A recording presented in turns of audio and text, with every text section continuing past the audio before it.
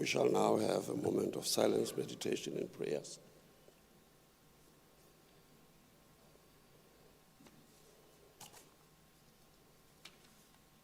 Thank you. You may be seated.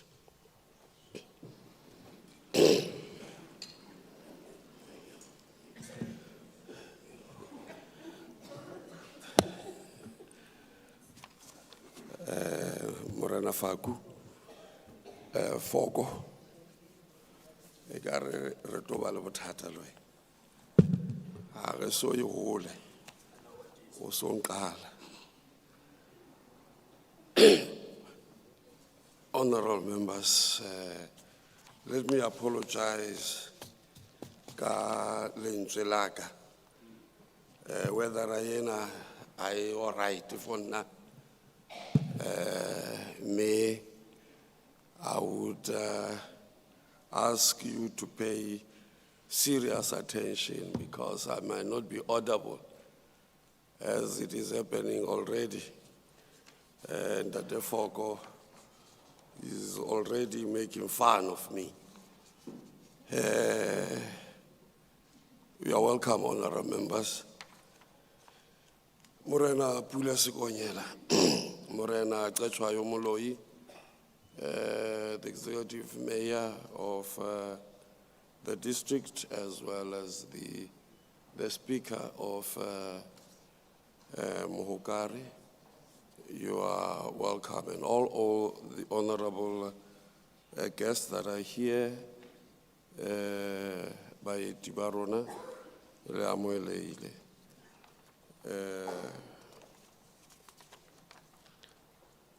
We now proceed to money bills, motions on money bills. The acting secretary shall read motion 1. That the second reading debate on the appropriation bill, B3 2026, be continued. Vote 5, health.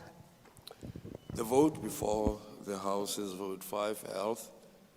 Honorable MEC Ntate Mahlatsi may now address the House for 40 minutes.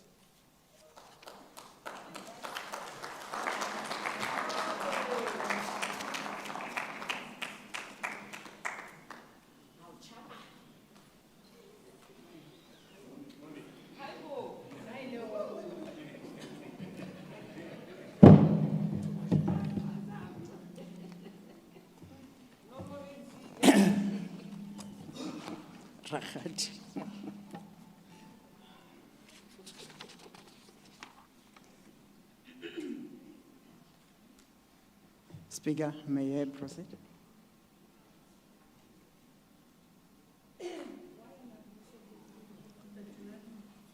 Ma'am? Oh, all right. No, I was asking if I may proceed. I gave you permission all Thank you. along.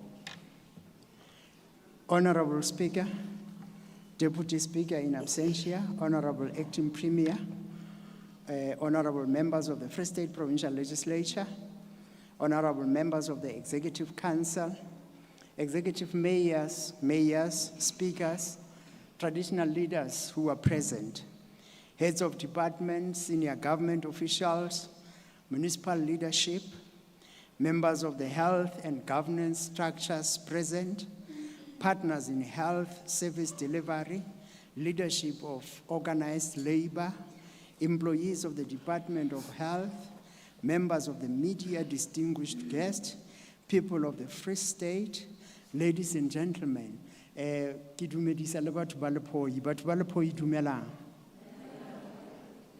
today we convene in Bethulie, Honorable Speaker, a town that has existed for 197 years. The history of our 4 BS is deeply rooted in this town. During the Anglo-Boer War, Bethulie was the site of one of the concentration camps operated by the British. The San people were the first inhabitants of the land to be active in the Bethulie region, and their drawings are still present in this area. The London Missionary Society established a mission station in 1828 to serve the local San people. It was initially established as a location that was referred to as Koika, or a muddy place, by the Sen and subsequently renamed Groot Moordenaarspoort, Medapas, following the conflict between Sotho, Tswana, and Griqua people. Caledon, which was named after the adjacent Caledon River, was the name by which it was known by until 1833, conflicting with the Western Cape, which bore the same name, was this appellation. In 1833, Paris Evangelical Missionary Society and French Missionary Society assumed authority of the area and renamed the area Heidelberg, only to be renamed Bethulie, which translates to place of worship in 1872. The political life of the area was reshaped by leaders such as Chief Lipoi, as a result of which a number of locations are named after him in this area. This includes Lipoi Library, Clinic, Primary School, and the Community Center. Honorable Speaker, our attendance here today is appropriate because it enables us to reconnect with our heritage. Our future actions and the path which we must follow will be determined by our comprehension of our history. We are not here to merely table figures, but to account to the people of the Free State for the state of health system, for the progress we have made, for the setbacks we still must overcome, and the priorities we must now pursue with greater urgency. Our work is about preserving lives, restoring dignity, and ensuring that every person in our province can access care which they need at the right place at the right time, and with respect. However, we must all acknowledge that health is deeply emotive and personal matter for our communities. Despite the many positive achievements and improvements we have made, public perception is often shaped by areas where challenges persist. I wish to take this moment to acknowledge our midwives as we mark the International Day of Midwife and Global Hand Washing Day, both observed on the 5th of May 2026, under the theme 1 million more midwives. We reaffirm our commitment to investing in midwifery education, mentorship, job creation, workplace safety, technology, and essential equipment to strengthen maternal and newborn care. I also warmly welcome the upcoming Society of Midwives of South Africa Congress that will be held in Bloemfontein in August. The budget vote speech is delivered in Bethulie Garib, as government has designated 2026 as the year of decisive action to fix local government and transform the economy. Ongoing challenges with water, sanitation, roads, waste management, lighting, safety and security place additional strain on the health system. Clinics face operational difficulties. Ambulance response times are affected. Communities experience increased disease vulnerability, and patient dignity may be compromised. Addressing local government issues is therefore integral to reinforcing public health. This year marks an important moment in our democracy and history. The 50th anniversary of the June 16th uprising, the 70th anniversary of the 1956 Women's March, and the 30th anniversary of our Constitution. These milestones remind us that public service must always be rooted in dignity, equality, non-racialism, and non-sexism. Honorable Speaker, the Free State Department of Health has been allocated a total of 15.1 billion for 2026-2027 financial year. This allocation will be utilized across the department's 8 programs as follows. Program 1, which is administration, 390.6 million. Program 2, district health services, 6.8 billion.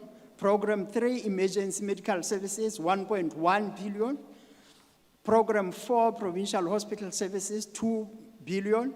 Central hospitals, which is program 5, 3.6 billion. Program 6, health sciences and training, 274 million. Program 7, healthcare support services, 235.4 million. Program 8, Health Facilities Management, 647.9 million.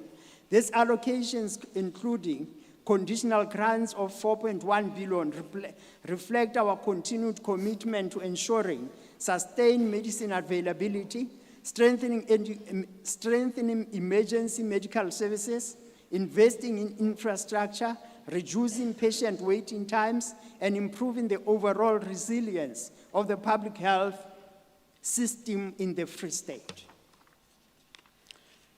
Honorable Speaker, on the patient experience of care, which is a survey that we use at the Department of Health,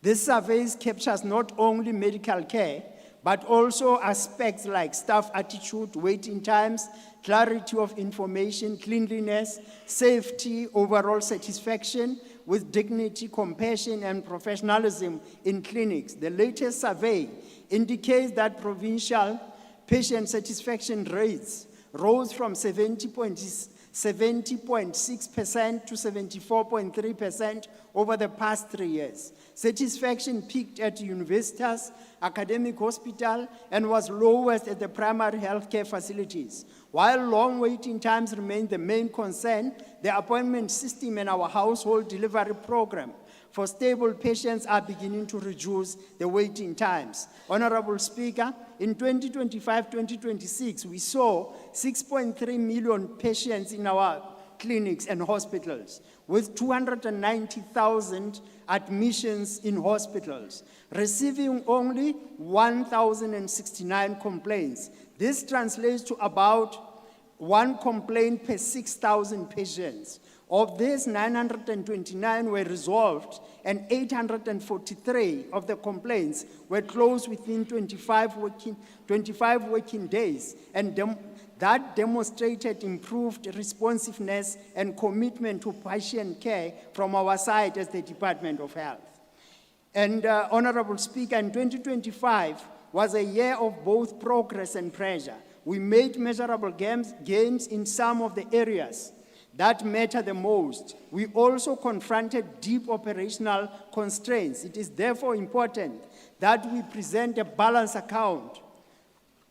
On the financial front, the department made real progress in reducing accruals, payables, from 1.5 billion in 2023-24 to 888 million by December 2025, a reduction of 44%, while 30-day payment compliance improved from 46% in 2024-2025 to 62% in 2025-2026. That progress matters because unpaid invoices weaken service delivery, road supplier confidence, and delay infrastructure procurement. Additional funding was secured to protect frontline services. This includes 20.4 million to sustain HIV, AIDS, and TB services, 381.9 million to support the appointment of doctors, health professionals, buy essential goods such as linen and hospital beds, and settle key service pressures, which included blood services, medical gases, and others. Rollover funding was approved for EMS disaster management, infrastructure, and the outstanding National Health Laboratory Services invoice. Despite financial gains, performance challenges persisted.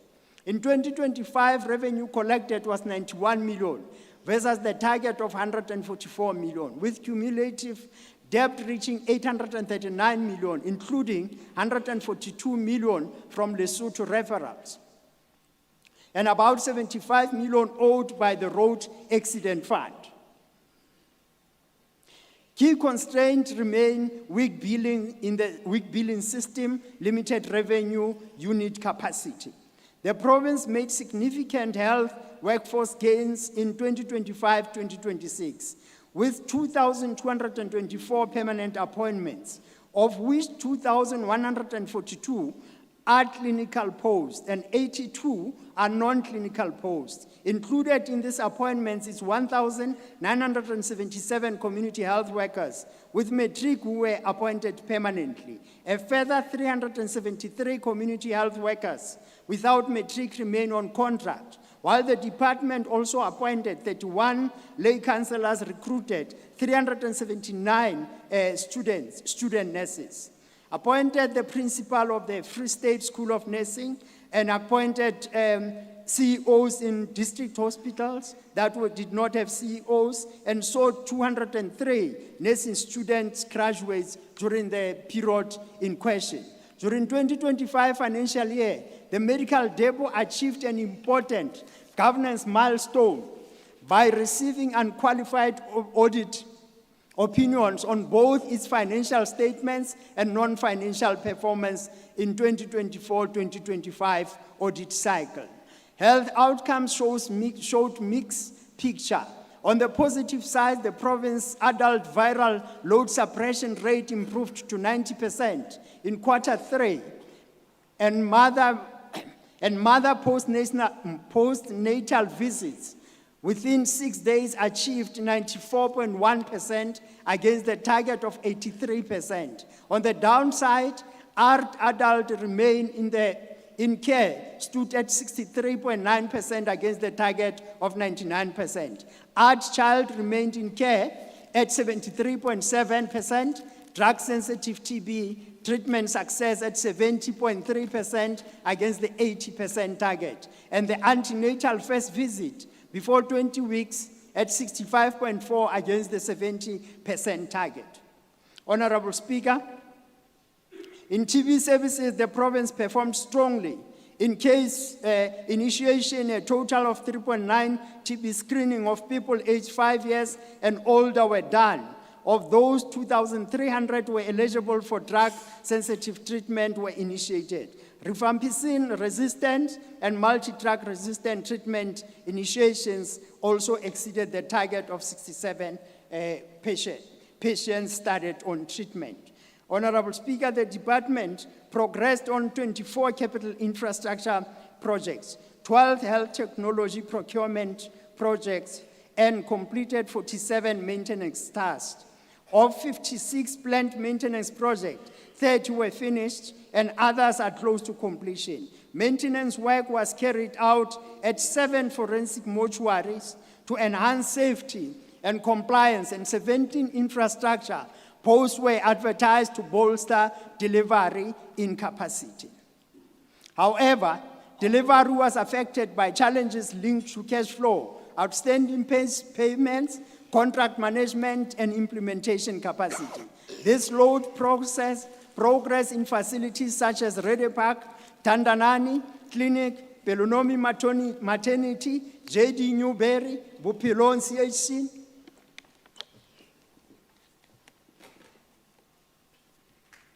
Apologies for that.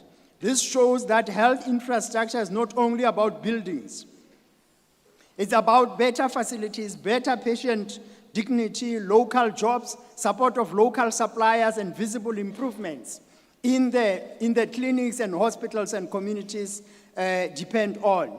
The prohibition order issued by Department of Labor disrupted operations at the medical depot and affected the scheduled delivery of medicines to facilities. As a result, medicine availability was recorded at 88.2%, slightly below the target of 90%, while depot fulfillment reached 42% against the 65% target.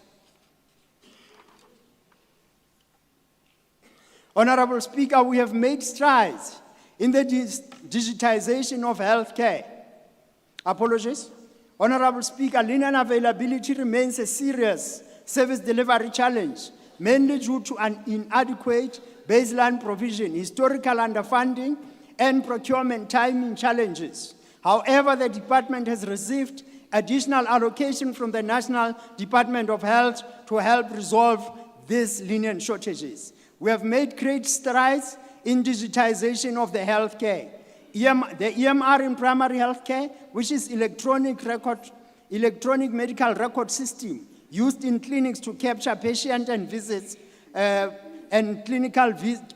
patient visits and clinical care, is now operational in 52 clinics. HMS2, which is hospital management system, which is has been deployed in 19 of our 33 hospitals.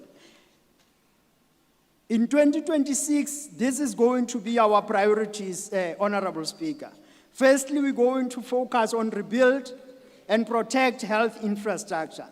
In 26-27, we fund 138 projects to the total of 647.9 million, primarily supported by health facility, revitalization grant, and infrastructure enhancement allocation. Primary health care focus is on improving access and restoring the dignity of community-based care. In 26-27, our plan is to fund 40 community health facility projects with a combined allocation of 112 million. We'll continue with projects such as Rede Park, Ribekstad, Tandanani, Valrock, Dinani, PEX, Harib Dam Clinic, Nelson Mandela Clinic, and quite a few others. District and regional hospitals are receiving targeted upgrades. National District Hospitals is renovating several key areas, while J.D. Newberry hospitals continue rehabilitation work. Bitumelo Regional Hospital is improving its kitchen, mortuary, ICU, and CSD. The Free State Psychiatric Complex is a worrying point, and we will be focusing on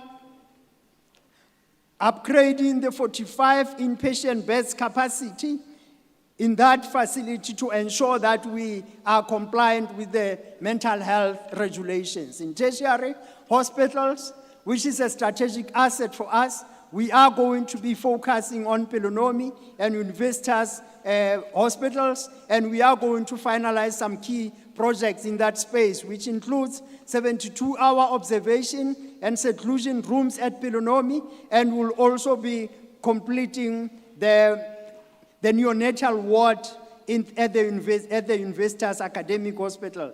In health technology, we are going to health technology is central to quality diagnosis, treatment, and patient care. In 2026, we have allocated 151.7 million for procurement of health technology across 27 projects. This includes the first year of the imaging equipment replacement plan, valued at 29.5 million. The department will also install what is called PEX, Picture Archiving and Communication System, at Bongani Hospital, digital image archiving solutions at Nketwana, J.G. Newberry, to improve access to imaging records and reduce medical legal risk. Honorable Speaker, hospital lifts are essential for patient care. To address these lift failures, the department will invest 48 million in recapacitation program. A total number of 7 new lifts will be installed, 20 modernized, and statutory maintenance will be implemented on all 84 operational lifts across health facilities, including Universitas and Pelonomi Hospital. We will strengthen day-to-day maintenance through expanded public works program with an allocation of 9.5 million. The program will support at least 230 work opportunities, including groundsmen and handymen deployed across all the 5 districts. Honorable Speaker, ongoing vandalism and theft at our health facilities, especially primary health care sites, seriously undermine service delivery. Such actions disrupt health provision and damaging infrastructure and equipment. The department is strengthening security at high-risk clinics by installing intruder detection systems and improving access control. Second point, we're going to strengthen primary health care and community-based health care. In 2026, we'll strengthen ward-based outreach teams, improve household coverage, and stabilize the community platform that was disrupted during the year. We will focus on reducing waiting times, improving integrated management of child illness, adherence, and restoring trust at first level of care. We will also continue expanding EMR for primary health care and community-linked models. The third point that we're going to focus on, Honorable Speaker, is going to be to stabilize and align the health workforce. On the appointments, Honorable Speaker, the department continues to invest in the most important resource of our health system, which is human resources. A total of 2,224 permanent appointments were made, consisting of 2,142 appointments. That includes 22 medical officers, 90 community service doctors, 86 medical interns, 345 nurses, 82 non-clinical appointments, cleaners and food aides. This confirms that the overwhelming focus of recruitment was on strengthening direct patient care, including nurses, doctors, and the like. The department appointed 1,200 contract workers, including 31 lay councillors, 42 medical registrars. These recruitments reflect the important role, apologies, Speaker, those categories remain essential to community-based health care, HIV and TB, health promotion, treatment adherence, and early detection. This recruitment reflects the important role of women, young people in the health workforce. Of the permanent appointment of 1,827, of the permanent appointments of 2,224, 1,827, which represent 71%, were female. 751, which represents 29%, were young people under 35 years of age. This means our recruitment efforts are not only strengthening service delivery, but also contributing to women's economic participation and youth employment. Honorable Speaker, the department will address critical staffing gaps in 2026-2027 financial year. Based on the approved recruitment plan, a total of 326 posts will be filled across 5 districts. This includes 168 clinical posts and 158 non-clinical posts. Honorable Speaker, we have been affected by the early retirement program. We have lost 172 employees through that project, that facility, but the department has started the process to fill those positions, which are 79 clinical posts and 92 non-clinical posts. The process is unfolding. Under employee wellness, Honorable Speakers, the department organized 32 wellness campaigns to promote mental health and address issues like substance abuse. It provided counseling for 860 officials and their families and delivered financial literacy training to 1,869 employees with support from partners. Cheers, Rakhaji.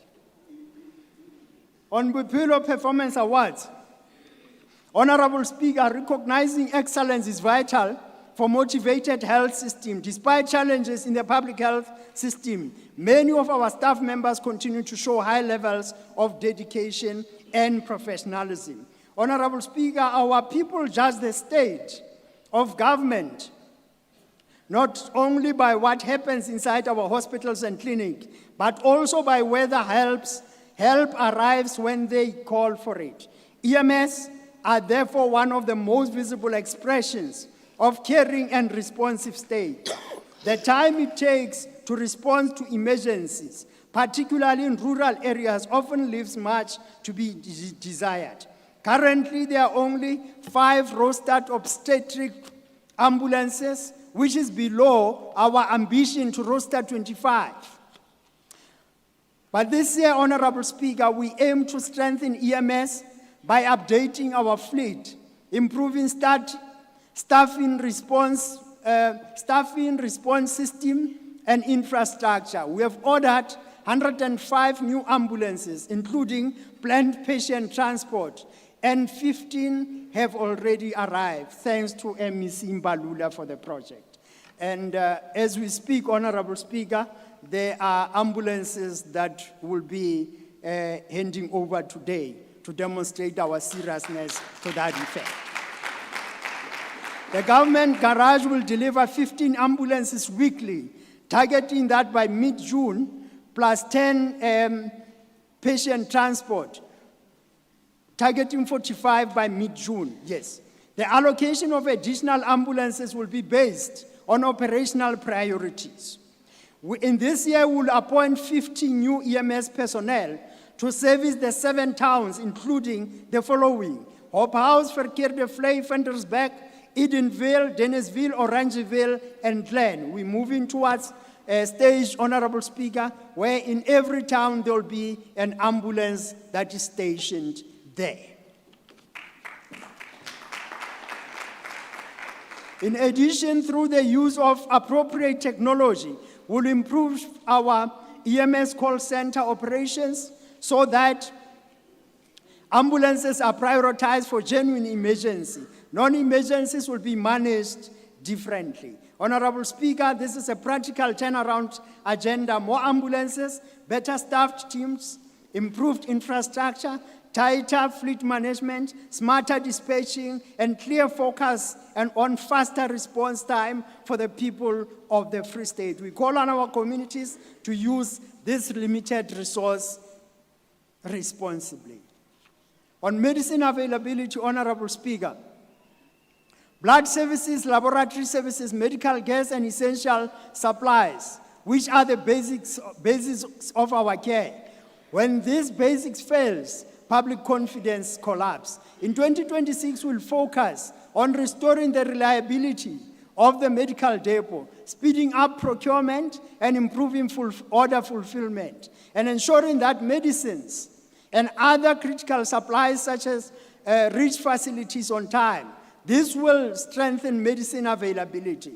These efforts are being reinforced through a strategic partnership with a global fund to fully refurbish medical depot infrastructure and introduce a warehouse information management system.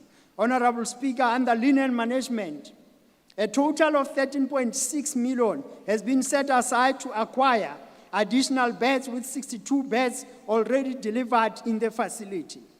In the facilities, including Free State Psychiatric Complex. The remaining beds are expected to be delivered by the end of June 2026. In addition, we have ordered 249,162 linen items to a total of 70.2 million. This is decisive intervention that will help replenish linen stocks across the facilities. And Honorable Speaker, I may stop here just for a while and indicate that we have ordered the linen to the value of 70.2 million to an institution that is funded by the Department of Labor, but that is based in the Free State, and that money is going to be reinvested into the economy of the Free State, showing confidence in our economy as the Free State.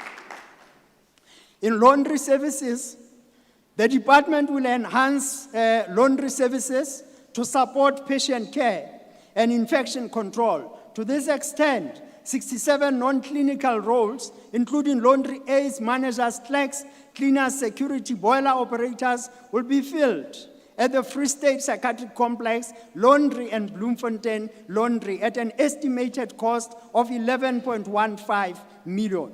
We're going to, Honorable Speaker, consolidate financial recovery and restore discipline. Financial stabilization is not accounting exercise. It is a service delivery intervention. The infrastructure program rightly frames 2026 as a year to restore contractor confidence, clear remaining historical accruals in Q1, and enforce 30-day invoice processing standard. Revenue recovery must improve. We'll continue to engage Lesotho, debt, RAF claims, Department of Justice, and also do internal billing reforms. Partnerships and facility cleanliness. Honorable Speaker, I want to thank our partners for going an extra mile with us to restore human dignity by providing life-saving devices, vital infrastructure, surgeries, machinery, equipment, and other essential expertise goods and services. Department wishes to acknowledge long-standing valuable partnership between Free State Department of Health and SASOL. We wish to also acknowledge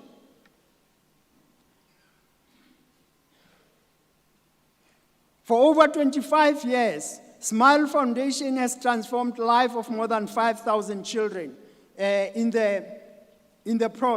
nationally, and we would like to acknowledge that. We would also want to acknowledge OWE2 outreach program, which is implemented by the Department of Health and the South African military health services. Honorable Speaker, a health system reveals a true character not when conditions are easy, but on how it serves mothers, children, adolescents, and those who depend on long-term care and live well and live with dignity. It is these areas that the public most clearly experiences when the system is working, whether it is responsive or not. The truth from the year under review is that our picture is mixed. There are important areas of progress that we must protect and build on. More people in the Free State know their HIV status, with their province already reaching 96% on the first 95 target. Viral suppression has improved to 88%, showing that where patients are kept in care, supported properly, treatment works. Honorable members, data shows challenges on our HIV response. Many patients are not retained in care after beginning the treatment, with only 77% of people living with HIV on treatment below the target of 95%. A withdrawal of PEPFAR funding placed significant pressure on our ART program during the year. And that is worth noting, Honorable Speaker. In 2026-27, our priorities will be practical and patient-focused, will enhance patient follow-up, expand targeted tracing for those who are lost to follow up and improve links between clinics and health workers. And that is why, Honorable Speaker, yesterday I engaged in a door-to-door here at Lupoi to trace our lost clients, and we have found quite a number of them, and we're happy that they will be coming back into the system. We'll continue to implement the 6 multi-month dispensing strategy, and we believe that will help. In addition, a total of 293,511 patients are utilizing the CCMD program, CCMD program to access their chronic medication. This program remains one of the most practical tools in improving convenience for stable patients. Honorable Speaker, mental health remains an area of growing pressure in our public health system, and we are going to focus on that as the Department of Health. Pelonomi Tertiary Hospital and Universitas Central Hospital remain critical referral centers in the Free State, particularly for complex maternal and neonatal and specialized obstetric care. That is why, Honorable Speaker, will be improving in those 2 facilities so that our people can receive quality care. Department is taking practical steps to reduce surgical backlogs, especially for minor procedures that have contributed to long waiting times, delayed care, and pressure on the public hospital theaters. One of the key interventions is the proposed surgical backlog reduction project at Pelonomi Tertiary Hospital, which we will use public-private partnership model to refer selected low complexity cases to private hospitals. And Honorable Speaker, we're happy to announce that we have engaged our private healthcare service providers, and they have agreed that they will take 10% of our backlog and assist us in relation to that. Honorable Speaker, we stand at a very high figure of medical litigation. It's standing at 7.1 as we speak. But the reality is that those are just claims which are yet to be quantified. But we're implementing quite a number of strategies, which includes improving quality of care so that we do not experience such again in future. Honorable Speaker, the fire at National Hospital in July 2023, July 2024 actually, had a serious impact on service delivery. But we stand here to report that National Hospital is back in action, and the other areas that needs to be worked on, the construction work is going ahead. We reported at some stage that we launched a robotic-assisted surgery at Universitas Academic Hospital. At this point in time, we have completed 51 robotic-assisted surgeries. That was at about 30 April 2026. Our intention is that we will have 250 assisted robotic surgeries annually, and that's the target that we want to work on. We have expanded, Honorable Speaker, our ability and readiness to implement NHI. And one of the strategies was to launch what is called the CAP, and that is currently located in the Hlabeng Hospital, and we're happy to report that the progress there is moving as planned. Citizen-centered commitments for 2026-27. Honorable members, if I were to summarize our commitments for the year ahead in practical language, this will be the case. We will work to ensure that clinics are safer and more functional. We'll work to ensure that ambulances respond better and faster. We'll work to ensure that medicine and linen and essential supplies are available. We'll work to ensure that mothers and children enter care earlier and remain in care longer. We'll work to ensure that digital systems support the clinicians and patients, not frustrate them. We'll work to ensure that the department pays more responsibility and manages public money with greater discipline. In this year, we will prioritize effective execution, responsiveness, and rigorous resource management. The Free State Department of Health pledges decisive action to enhance reliability, dignity, and trust in public health care, stabilize system, modernize infrastructure, and deliver accountability, efficient care. Healthcare is enshrined as constitutional right, ensuring that all Free State residents are entitled to prompt, respectful, and high-quality services. Our commitment stems from the understanding that improved public health contributes to overall strength of the province. Honorable Speaker, I would like to conclude by formally acknowledging the contributions of all departmental employees, including senior management, services, the head of the department, the Premier for his steadfast support, and my colleagues in the Executive Council. I also extend appreciation to the African National Congress, my organization, for the opportunity to advance the plight of our people, our structures, and of organized labor, and my family for their continued support during this significant period.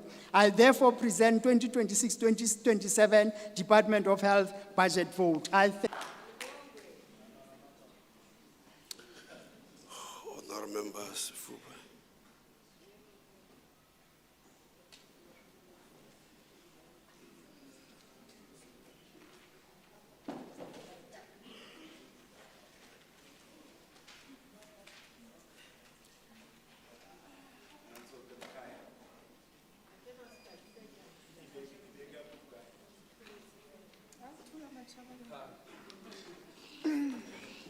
Thank you, Honorable Speaker. Ndikuhloniphile somlomo wendlu yowiso-mthetho yase-Free State. The acting Premier, Honorable Mbalula, members of the Executive Council, members of the Free State Legislature, Morena Pules Konyela, Morena Qetjwayo Moloi, Councillor Irene Mehlo Mahulu, Mehlo Makhulu, oh sorry, the Executive Mayor of Garib District Municipality, Speaker of Muhukare Municipality, Councillor Nzwaki Ramate, Sechaba Salipoi, Baahi ba Freistata, ke a le dumedisa. Honorable Speaker, I rise in this August House on this occasion of the tabling of the budget vote for the Department of Health in support, and do so to reaffirm one fundamental principle, which is that health is a fundamental human right. This is unequivocal and universal principle that has been underpinned at a global stage by multilateral institutions, uppermost being the World Health Organization. The principle is one of the core pillars of the continental and, by implication, our country's struggles for independence and liberation. It is one of the fundamental principles of sovereignty in the geopolitical dynamics that have come to characterize the 21st century. As we rise in unison to continue to proclaim the principle of a right to health in our post-apartheid dispensation, we do so well aware of our historical struggles of our communities to access health care services as a fundamental right. Honorable Speaker, we are in agreement with Honorable Member of the Executive Council, Mr. Mahlatsi, that the declaration of this year as open quote, the year of decisive action to fix local government and transform the economy, close quote, is inextricably connected to the need for healthcare services to be accessible to citizens and at various levels, including at the most basic local level through health facilities such as clinics. Yes, indeed, this theme is not an abstract. It speaks directly to the lived realities of our people. At the center of these realities, most certainly, lies health. We also affirm the position that transformation of the economy without health care is an abstract. There can be no meaningful economic transformation without a healthy population, because a healthy population will birth a healthy labor force. Health is both a social good and an economic driver. It is against this background that our post-apartheid democratic order elevated the function of service of health as one of, if not the topmost priorities, wherein access to health care as well as the constitutional right to health are cardinal. The legislative framework that guides us, the National Health Insurance Drive, and the enduring importance of the National Health Act, Patients' Rights Charter, as well as Batupili principles, are all the ecosystems in our health system. The various pieces of legislation and the constitutional framework itself underscores the important message that access to healthcare is not merely about the existence of hospitals and clinics. It is also about ensuring that every person, regardless of where they live, their income level, or their social standing, can receive timely, quality care. In many of our communities, particularly rural and underserved areas, access continues to remain uneven. The challenges inherited from the past dispensation remain intractable despite the progress that our democratic dispensation has made following policy interventions by the democratic state. Long distances to facilities, shortages of healthcare professionals, and resource constraints continue to challenge us. Yet we must be clear, guided by our constitutional order and the practical steps taken by our government, our commitment must be to bring healthcare closer to the people, strengthen primary healthcare, and ensure that no one is left behind. These are the ambitions of the National Health Insurance that we must advance uncompromisingly. The National Health Insurance represents one of the most transformative reforms in our healthcare system. Its vision is simple yet profound: to ensure that all South Africans have access to quality healthcare services, regardless of their ability to pay. NHI seeks to pool resources and create a more equitable system, one that breaks down the barriers between public and private healthcare. While its implementation will not be without challenges, we must approach it with determination, transparency, and a shared commitment to equity. This is not just a policy shift, it is a step towards social justice. In terms of Patients' Rights Charter and the BETHULIE principles, we are heartened by the feedback as presented in this budget vote by MEC Mahlatsi to the effect that the patient experience of care remains one of the clearest ways in which the public judges the health system. The latest patient experience of care survey shows a general improvement in satisfaction over the last 3 years, with the provincial satisfaction rate increasing from 70.6% to 74.3%. We trust that the department will continue to address the satisfaction rate at the primary level of healthcare, which is indicated to be lower than a central hospital level. Honorable Speaker, we are therefore delighted that despite all the historical challenges in this sector, the Department of Health has risen to the occasion, rolled up the sleeves, and put the shoulder on the wheel to advance the mandate of health access for all, which has been a battle cry for our liberation struggle. The budget vote presented by the Honourable Member of the Executive Council is a clear demonstration of the path we have traversed and the progress we have registered since 1994. Since 1994, the African National Congress-led government has made significant strides in transforming the healthcare landscape in our country.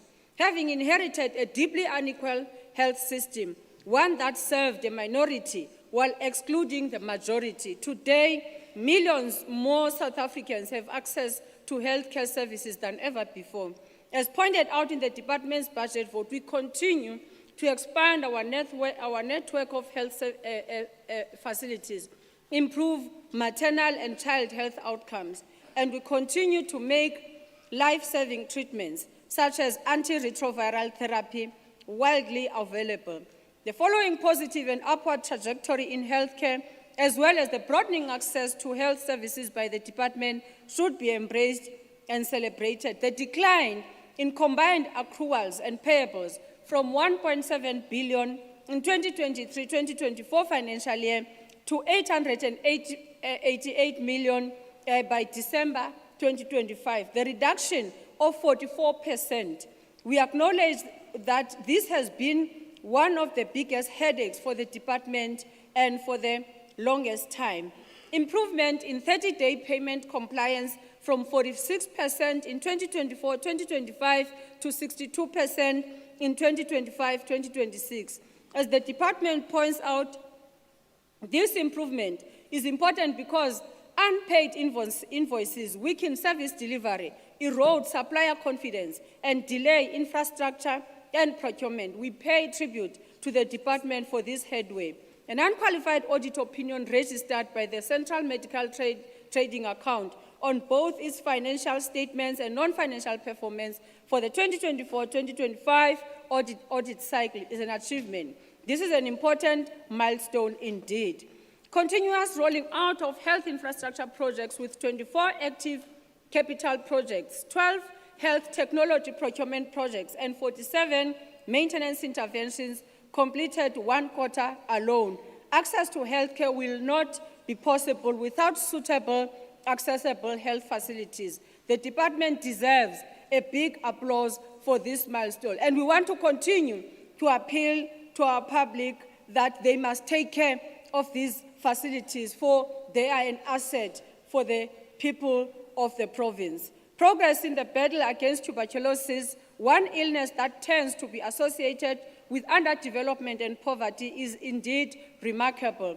As the department notes, in TB services, the province performed strongly in case initiation.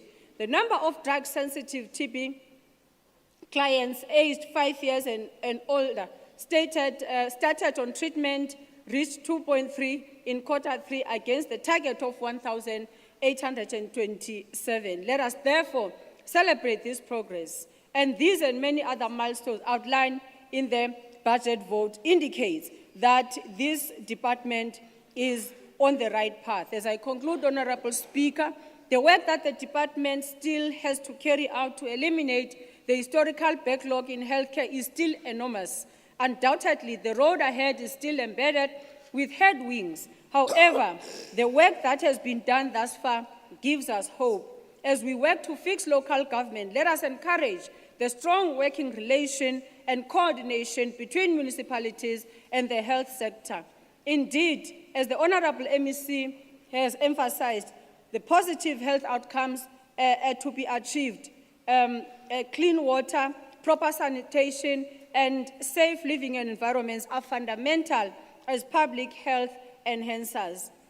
Transforming the economy also requires us to view health as an investment, not a cost. By strengthening primary health care, expanding preventative services, and addressing the social determinants of health, we reduce long-term health care costs and improve productivity.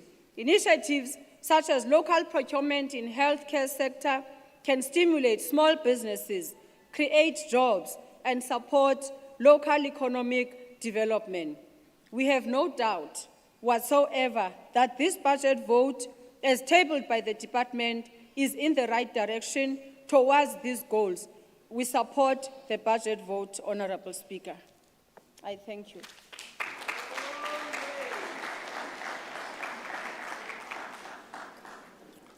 Honorable Member Mukabela.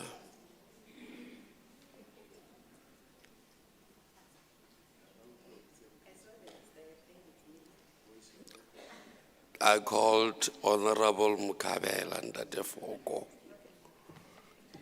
Diakwaza mhlekazi. Re ke dumedise Honorable Speaker, ke dumedise baahi bohle ba re tlileng kwano ka bona ba Kharib District le ba province ya Freistata ka kakaretso le di membera tsohle maloko ohle a ntlo ya ketsa molao wa Freistata. Ke dumedise marena le nteng ka kwano, ke dumedise batho ba ditumelo tse fapaneng tse leng teng ka kwano le maloko ohle African Congress for Transformation re madume ke ao. Honorable Speaker, re le mokgatlo wa ACT le baahi ba Freistata re ile ra sheba le hona ho ipotsa hore hobaneng lefapha lena la health le sa sebeletse setjhaba ka mokgwa ba tlamehang hore ba sebeletse ka teng. Mme re ile ra bona hore there's a huge shortage of staff in hospitals and in our clinics. Manese a hahella dipetleleng tsa rona le ditleliniking tsa rona ka kakaretso. Mme ra ipotsa hore na di student tsane tse tswang bo Cuba tse ntseng primary health care why di sa nkuwe da kenywa dipetlele le ditleliniking tsa rona hore di kgone ho thusa setjhaba sa bo rona. Honorable Speaker, mme hona le dintho tse ngata tse leng hore di ka etswa provinceng ena ya rona ena ho ntlafatsa moralo wa lefapha lena la rona la bophelo bo botle, mme ha di etsahale. Honorable Sifuba, NHI yona re sa le hola ha ke hopole hore ka bua ka yona hona jwale. Re tshepisitse manese le bakudi in Manapo Hospital during our oversight as ACT. Re tshepisitse bakudi le manese Fezile Dabingu Bentombin Hospital in Sasolburg, in Parys Hospital, in National Hospital in Bloemfontein, in Bitumela Hospital in Bloemfontein, in Kronstadt, in Bitumela Hospital in Kronstadt, in Bongane Hospital in Velkom, and many other clinics around the province, where we will be their voice as ACT. And I'm sure Barimametse Mobalinteng. MEC, take this as a reality and not a personal attack. Through you, Honorable Speaker, unlike your colleagues, we are not attacking anyone, but we are trying to fix our province and give advices where is needed for the sake of our beloved province. It's okay. We have concluded and re-utlwile for the past 2 weeks hore ho na le obsession ka Ace Magashule. That has nothing to do with politics, but a personal hatred. Le tla utlwa ha ba tla mona ba tlo bua ka yena Ace Magashule. Ba sa jwetse setjhaba hore ditjhelete tsa tsona tse ngata tse tlatlapuang di etsa eng. Le Judas ba la nna ba mo etsa jwalo mo Semokana Jesu. So Ace Magashule ne ntse le mang? At least the Ace had a political muscle and a vision for this province. The clinic is at 24 hours. Di qadiwe ke ena, a rongwe ke mang ke ANC. Batho bana ba sebetsa dipetlele ba le temporary le ma security, ba ba permanent, ba hiruwe ke mang? Ka puso ya mang ka Ace. A rongwe ke mang ke ANC. Yes, le opela matso.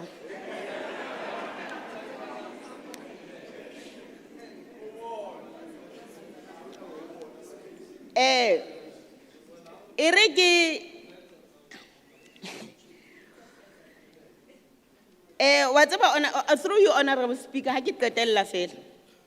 Ha channel e o tena, wa e tjhentjha. Ha re tjhentjheng channel. Ha re dumellane le tsamaiso ya ditekanyetso tsa ditjhelete ka jeno ke a leboha.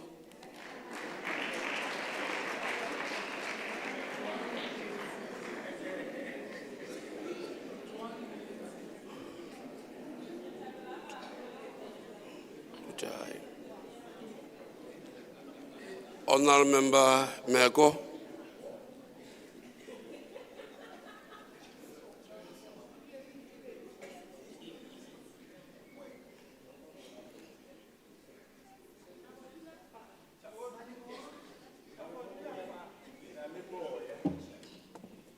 How yetsa tseo ANC yo rommeng tsona re a o rata ha o qala o etsa tse fosahetseng re a o leleka. That's the ANC. Mpa molaetsa wa rona he o ya ka ditekatekanyo tse bueng ke Tate Mahlatsi.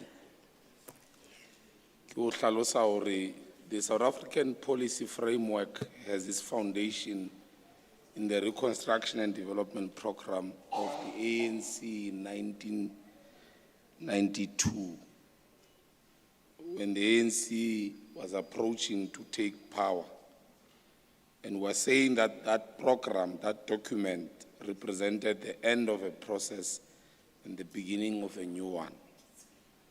The very drafting and implementation of that document embodied the spirit of the Freedom Charter. We will always tell you about that because High Felela ANC is not an individual. The policy is that of the organization, not an individual. I want to confusion here to and that's why we're explaining the Freedom Charter and the Reconstruction and Development Program. Out of that, the Constitution of our country was born. And in Section 27, it declares this historical foundation that everyone has a right to have access to a healthcare services. Tate Mahlatsi, I implemented this thing. It's not him, it's the ANC, Imoromme. Including reproductive health care, sufficient food and water, and social security, including, if they are unable to support themselves and their dependents, appropriate social assistance. Now, really see against the excitement thing. There has never been a policy uncertainty in this country led by the African National Congress. In 1955 Freedom Charter, it's black and white. ready to govern document at least in reconstruction and development, ile policy account rena. The Freedom Charter quoted and integrated in the constitution. Ha sa le clear hore na ANC ha batho ba rona ba e kgetha ANC ba tla bisa kae na ya ro. There's never an issue of an individual. Arena faro rona South Africa le ka ANC. Impara batla re hopotse tšhaba sa heso hore le tla hopola hore na ya rona la tobana le mathata a mangata. La pele la apartheid, the ANC together with our people defeated it. What like COVID-19? It's hosa hore ine ka fedisa setšhaba se bitswang South Africa. The ANC under the leadership of President Ramaphosa, we defeated that. Now, it's a hard.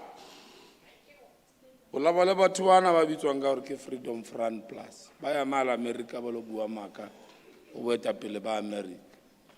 They are sympathizers who are with us in this parliament.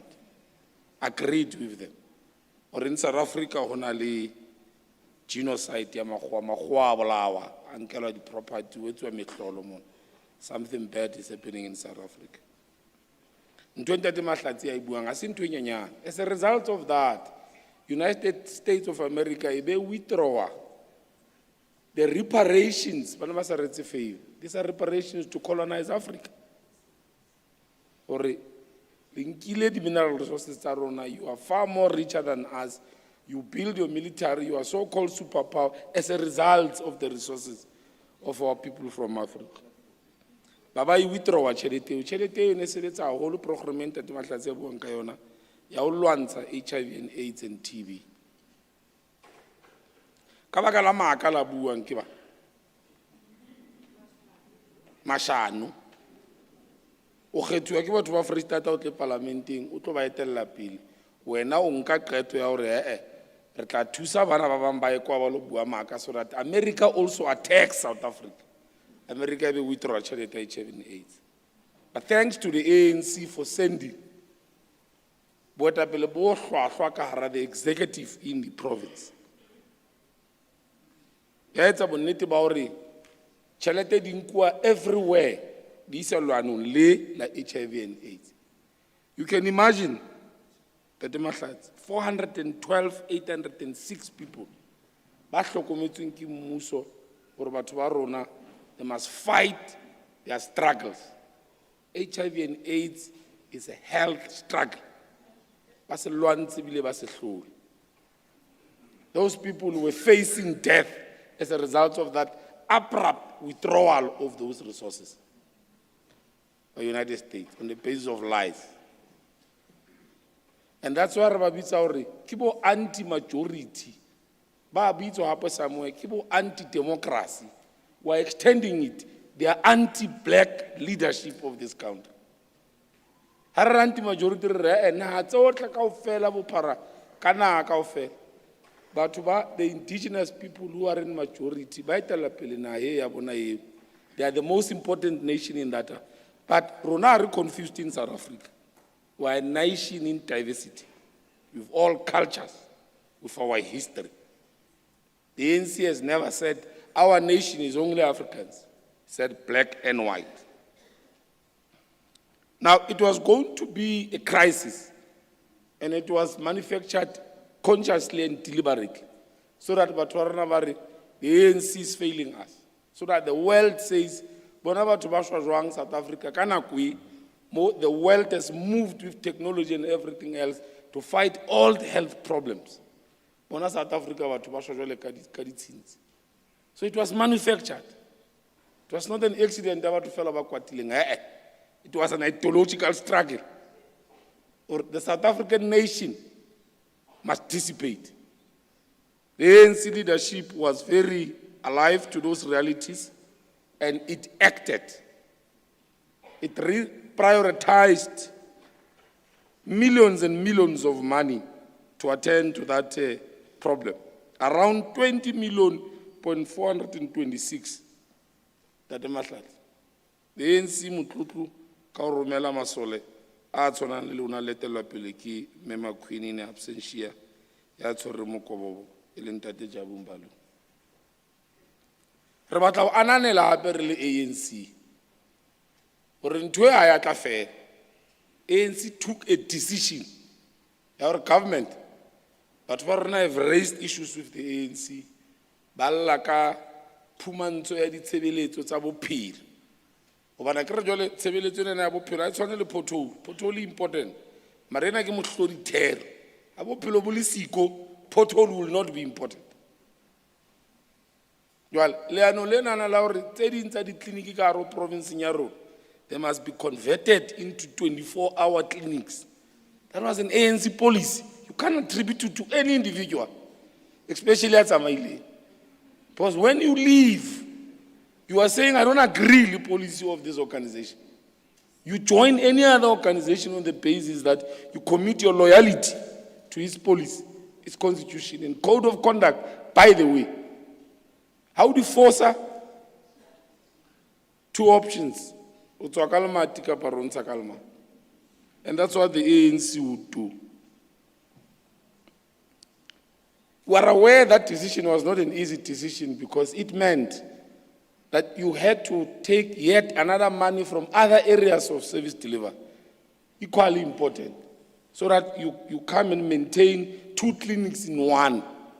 Because you must increase doctors, you must increase nurses. And I said in SFA, your midwives, the entirety of the professionals to be able to maintain a 24-hour clinic. Now, BETHULIE clinic Bloemfontein MUCCP is a 24-hour clinic. Heitedal, clinic is a 24-hour clinic. Bolata clinic in Putadichaba, where our people are. Ango Masemola, I give it to one more. Fijon Scroll, 24-hour service. Impara Alana Habe in Tatimasat. Or Little Pile Habe, La Eketa, the operating hours of other clinics, Banabatorna, Batlom Khatrabonabar, Rahel, Akina medical aid, Busiudi clinic, Akonoya, Tenanazabatlan Cheletete. And that's why some of the times of these clinics were extended. Mpadi in Putadichaba, Batu clinic in Bloemfontein, Winnie Mandela clinic in Butsawe. Yaukatele Ratlang Ananel. Ki Oshoka Boroko, Habu Tatabona Badi, the line is a telele, could it clinically the hospital at Zaro. Me Banabo ANC or Rometzinga parliamentary, Kata 70 Samaran technology, with about Netabauri. But warna ba thusa la ka mogwa o potlakileng, and then I'll be le mathata ka di record tsa bona gore ha ata next time o botho e lahlile. Ke a leboha. Time is up.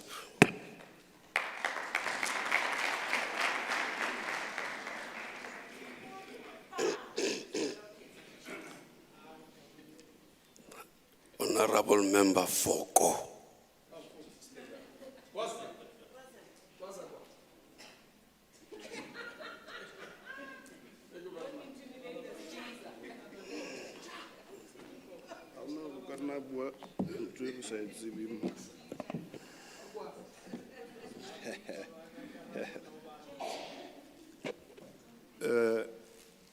A ke tlo mamela motho. Motsamaiso wa dipuisano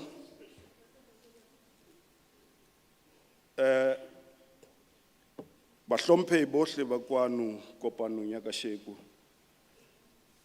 That is honorable members. Ke a leboha haholo motsamaiso wa mosebetsi re ke nke monyetla o phuthuphutuma ka pelenyana ke bue tse ding tsa dintlha tse ileng hore ke hona jwale budget speech e qalang jwale ka rona re le mkhondo wesizwe jwale e re ke qala ke dumedise barena bohle ba kwano ba ntlo ya borena ka o fapafapana ha bona ke dumedise mkgatlo wa ka e leng mkhondo wesizwe party e leng go teng ka Rosbach madume ke ao leadership ya mkhondo wesizwe ke dumedise baetapele bohle ba kwano ba di party tse fapaneng ka hare ho ntlo ena ya ketsamolao ke dumedise di tumelo tse fapafapaneng ka hara ntlo ya ketsamolao motsamaiso wa mosebetsi e re o tlo ntshireletse ka mona ka letsohong le letona hona jwale motsamaisi wa mosebetsi ke o tloka majwe jwale motsamaisi wa mosebetsi ne ntse re lebelletse re le mkhondo wesizwe taba ena ka sheku ya hore hona le dintlha tse ding tsa bohlokwa tse ileng ha di tlo bua tekatekanyong ena ya ditjhelete e re shebaneng le yona ka re Free State ya pele e re ke qale ka ntlha ena ya batho ba emang ba rona ba Free State ba emang dikgwedi tse tsheletseng e le hore ba emetse operation ho etswa fela operation mmeleng ya bona ba ema nako eo kaofela ya dikgwedi tse tsheletseng ha e bue taba eo ya hore batho ba rona ba shwa ba emetse operation e o tshwantseng e etswe ho bona ke dingaka ya bobedi ke ya hore dipetlele tsa rona ha di molaong ho ya ka molao wane wa dipetlele o tshwantse sepetlele se be maemong a batlwang ke molao o wa teng wa dipetlele empa dipetlele tsa rona ha di molaong re empa re di sebedisa fela hoba ha o fitla dipetlele mane ya pele ke hore o fitla sepetlele mane ho sena di-toilete ke o depressa a patient e tlileng sepetlele di-ceiling di yawa patient ya kula e robetse shebile hodimo ceiling yawa ku depressa a patient marere mokgatlo ona ke mokgatlo e leng hore ona le tshebetso mmoho le batho le setjhaba sa Afrika Borwa haholo ba Free State dipetlele ke tsena tse latelang tse leng maemo a teng ha maemong a lokileng a dipetlele Pelenomi re na le mathata mo a maholo haholo ha e sa le ntse re na le mathata ona wa security ya buileng ka ona MEC ya rona ya lefapha la tsa bophelo o itse security ke bothata ka moo ha e sa le bothata di budgeteng tse fitileng le hona jwale ntse le bothata bona bo re la gantsha security sa ntho mane sa private re complaina re le badudi ba Free State re re security sena se teng sa private mane Pelenomi ha se tswa o kene security sa government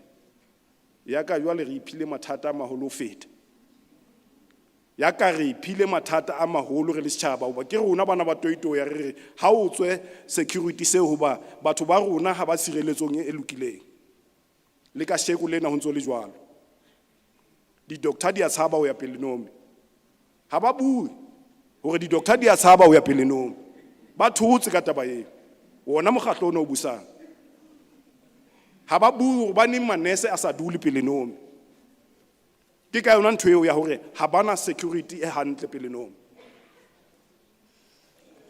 jwale tseo tsa dintho kaofela ke santse ne qetella hape ka ntho ha e shwa ya raya ke a leboha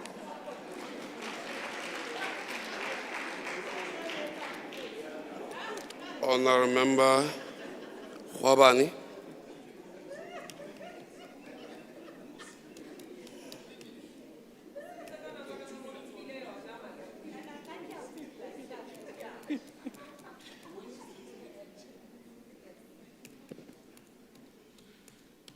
Motsamaisi wa dipuisano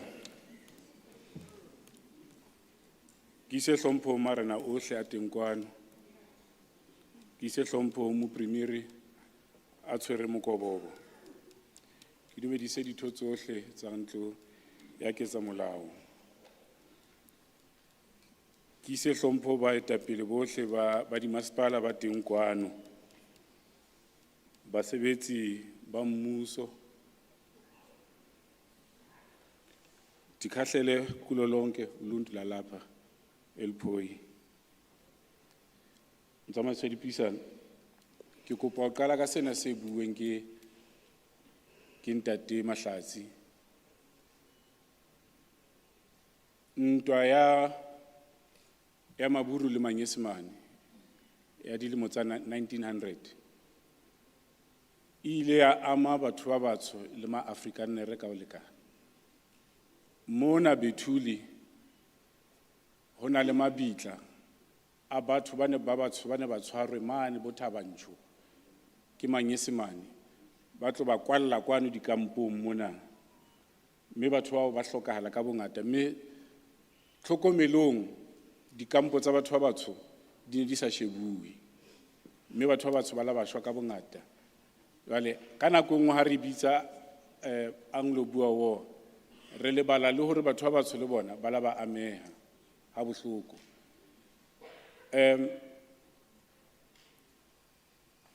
Hoja ning hobane ho ile ha qaleha mane Springfontein ka 1900 ha qalwa sepetlele sa o leka ho thusa batho bana ba kulang ba dikampong, mme ha ya nka dikgwedi tse kae ke ha nkuwa e tloswa iswa Pretoria. Had we had a situation where that was continued, we would have had a situation where the health facility would have started at that time in this region, and the healthcare system would have been at an advanced stage from that time. In supporting this budget, we need to emphasize the issue of primary health care. One of the key missions of the department is providing quality, accessible, and comprehensive health services through family and community-based primary health care approach to the people of Free State. This has been demonstrated by the activism of the MEC by going to the communities, assisting the community health workers, and being one of them to ensure that primary health care is attended to. Sena sa bophelo bo botle ha se ka dipidisi fela, empa ke hore na re le setjhaba re etsang ho etsa bonnete ba hore re hlompha maphelo a rona, mme re etsa bonnete ba hore mo re dulang teng ho bana le bophelo bo botle, mme seo se tla re etsa hore re le setjhaba re phele nako e telele, mme re matlafale le mo e leng hore re sebetsa teng ha re tsamaye ntse re kula nako le nako. The World Health Organization described primary health care as a comprehensive approach to health that enables health systems to support persons' health needs, encompassing health promotion, disease prevention, treatment, rehabilitation, palliative care, and more. To ensure that we have good health care, jwale ka e se bue na ke di buitse tse fitileng. Freistata ile isa bana sekolong hore ba etse tsena tsa dithuto tsa bophelo mane Cuba. Ke kopa ho hlalosa hore more than 95% ya bana bao ba isitsweng Cuba dithutong, especially those that were doing a clinical education, have been absorbed by the department. And at the moment, the department is working hard to ensure that those that are remaining are taken through to pass their board exams so that we can have more clinical workers in the province. It is true that the department is working hard to ensure that we have better healthcare services in the province. Lefapha le etsa bonnete ba hore le sebetsa ka thata hore batho bohle ba kgone ho fihlella ditshebeletso tsa lefapha tsa bophelo. Mme ho etsa bonnete ba senana, lefapha ditekanyetsong tsena tsa selemo sena le ikemiseditse ho hira basebetsi ba tsa bophelo ba bangata. More of those clinical healthcare workers are going to be appointed. And this will assist in the backlogs of surgeries that the province is having. Jwalo ka ha letona ne se le hlalositse, province e ntse na le mathata a di-operation kwano. Tse ding tsa tseno ke tsena tsa di-cataract, mo e reng ho na le batho ba fetang 4,000 ba tlamehang hore ba ye ba lo etsa di-operation tseo. Ka nako tsane tsa kgale, motsamaiso wa dipuisano, re le batho ba batsho ne re na le mathata a hore bongata ba batho ba ka mona ha ba ka bua hore bonkgono ba bona bontatemoholo ba bona ba hlokahetse le difofu. E ne se hobane mahlo a bona a sa bone, empa ho nona le lera lena le bitswang cataract le kwaetseng mahlo a bona, le leng hore hobane ka nako eo batho ba batsho ba ne ba sa fuwe ditshebeletso tsa bophelo ke mmuso wane wa kgatello wa kgale. Lefapha ka jeno le etsa bonnete ba hore batho ha ba bana le lera leo ba iswe di-operation ba tlose lero leno ba kgone ho bona, mme o etsa bonnete ba hore sena se a etsahala. Lefapha le kene ditumellanong le dipetlele tsena tsa private ho leka ho thusa lefapha hore le fokotse phumantshong ena ya di-operation tsena tse saletseng morao. But the department hape e etsa bonnete ba hore ho ya pele e hire basebetsi, mme e etse bonnete hore di-theatre tsa bona di a sebetsa ho etsa bonnete ba hore di-operation tsena kaofela di kgone ho etsahala, mme di etsuwe ke lefapha. One of the key issues that have been talked about is the issue of traditional medicine. Re dula Africa. Batho ba tlileng kwano Africa ba re fumane re na le tsela ya rona ya tsa bophelo, phumantsho ya bophelo. Re na le dingaka tsa Sesotho, mme dingaka tsena tsa Sesotho di sebedisa meriana ya rona e jalwang fatshe. Mme sena se re se bitsang meriana ka jeno e nkuwa hona moo. Mara bothata bo etsahalang ke hore rona re le batho ba batsho re bolellwa hore re se ra e sebedisa eno, empa batho ba re se ra e sebedisa ba ya ho yona, ba e nka ba isa di-laboratory, ba isa di-factorying, ba etsa meriana, rona re di-chemist mane re di reke teng. Mme pusong enana re etsa bonnete ba hore lefapha le sebetse le dingaka tsa rona tsa setso, hobaneng meriana eo le meriana ena re fumana di-chemisting ke ntho e le nngwe, e sebetsa ntho e le nngwe. Mme re tlameha re bone bonnete ba hore na mekgwa ena e mmedi e fumana tshebetso e ntle jwang.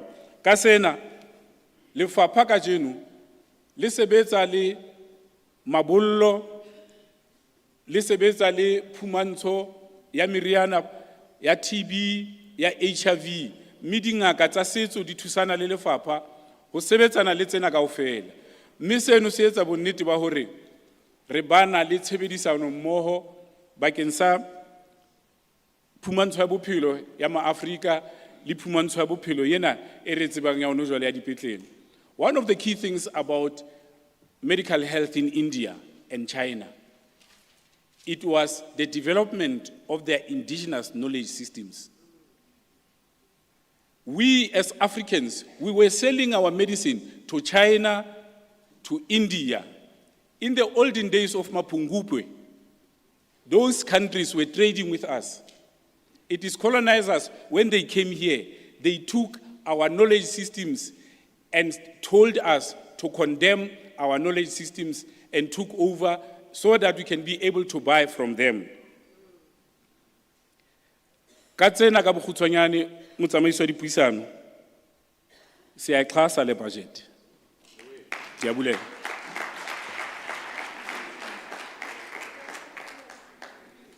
Honorable Member Dipuko.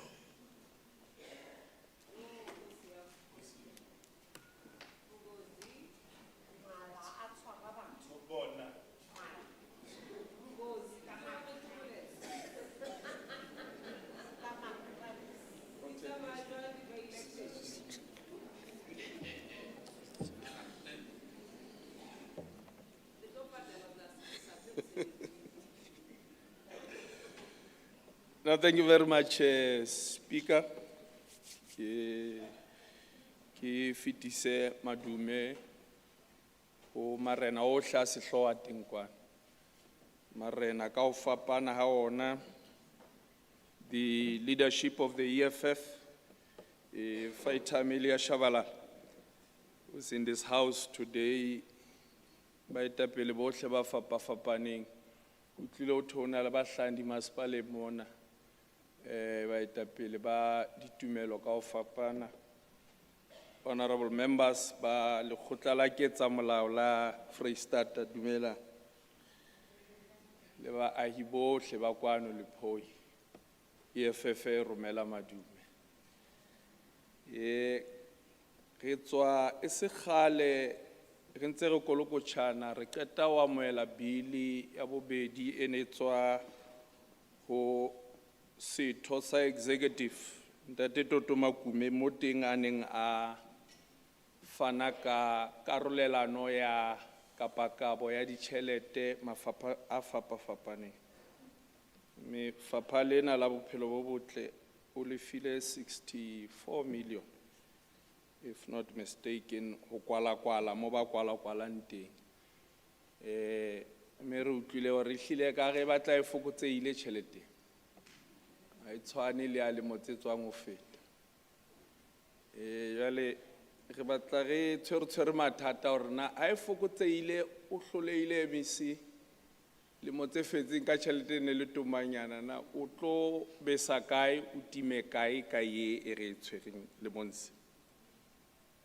Me re le EFF re ha e ba ding le la ka la dula budget le khotla la kabelana la etsa ka mena ka wena yena yona ha re support budget ka tlasa mabakanyana a latelang. Bophelo bo botle ke bothata ene ke kobanela ka kwano ka South Africa. And ho le jwalo batho ba borona ba batsho ke bona who get hit the hardest ke mathata na bophelo bo botle, because health in its own character le mokgwa o hlileng e beuweng ka teng, it still marginalizes the poor. Me re bonahala hlile re na le di-challenges tse latelang ene re tshosang le ho feta MEC ke hore ka go kene mogare mona o thweng ke hantavirus o re bonang o hlile o itjhebisitse kwana jwale ka monga difariki ha o bue ka yona mara gore ba tla tjhelete. Jwale le a re makatsa ebile le GNU le kopane lona le DA le ANC mokgatlo ona o moholo o leadang GNU ka hara parlamente e kgolo ya South Africa. Ba re batla tjhelete today ba hloleha ho phasa ba dumellane ka NHI ba lelekisana makgotleng a melao ka jenuti in the courts of law. Hona le tjhelete o thing Donald Trump o e hutsi in a supply ke PEPFAR and USAID bakeng sa HIV AIDS.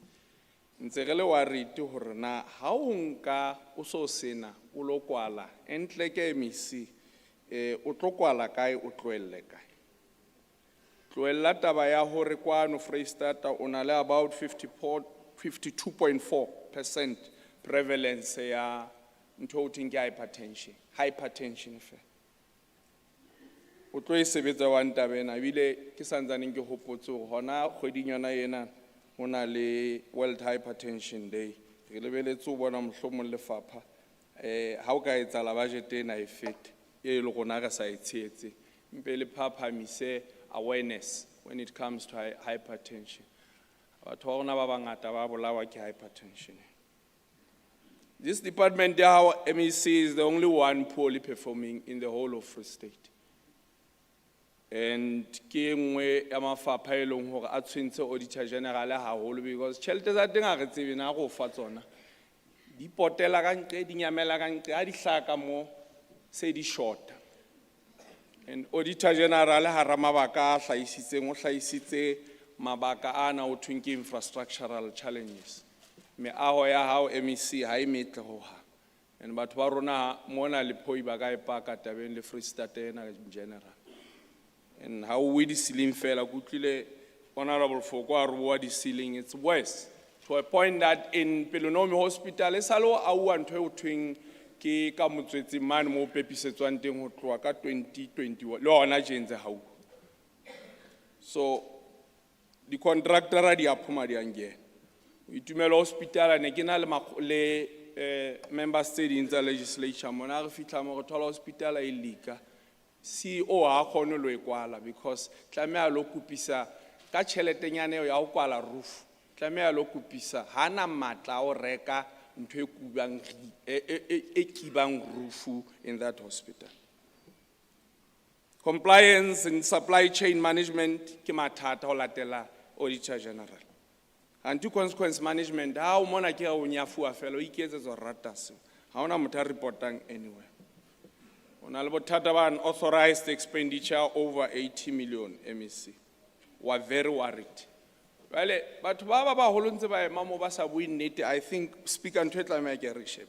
But Pablo Fandemaz about 24 hours. I say it's not clinic, yes, it's a more hotel music PP service 24 hours. Well, I fell out of paper, Mona clinic, yes, so, but Papa will have a Haba when knitting.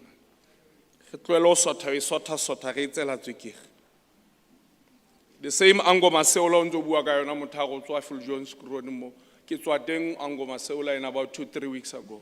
It's a disaster. How na staff, not only in Angoma Seola, the whole of Free State, how na staff.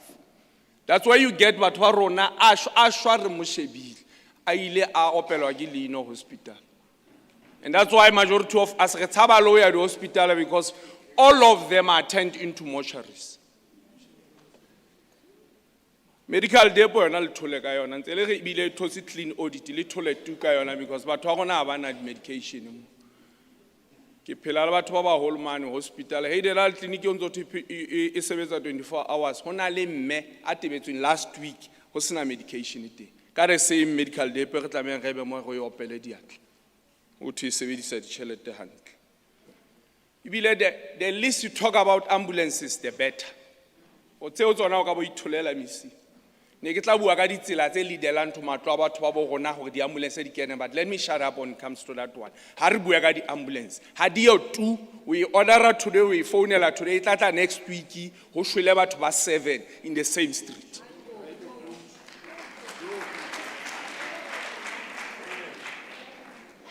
mohlomong ke ntwe hantle misuru o tlo kopa ditšhelete monana o tlo batla o hira di doctor it's good we go opela diatla mara I can also tell you about one doctor I know e ke tswang botshabelo le yena Dr. Swice ene le monkile la moisa Cuba and I hope majority of them ba ntse ba le teng mo mohlomong ha e bane le tlo ba hira le hle le qale ka yena eno e ka re le ba isitse sekolo and that's what is useless about this department at times we sajwa motho sekolo how keta o ba le shortage ya the same stuff that ya skill se wena o se developile so doctors it's a problem nurses are a problem over 300 nurses ba graduating every year ba rutuweng ke lefapha lona lena le mona le tlo kopa ditšhelete yet you go to the clinics or the hospitals have a to shortage and you stand here you want to tell me le monsefer only this year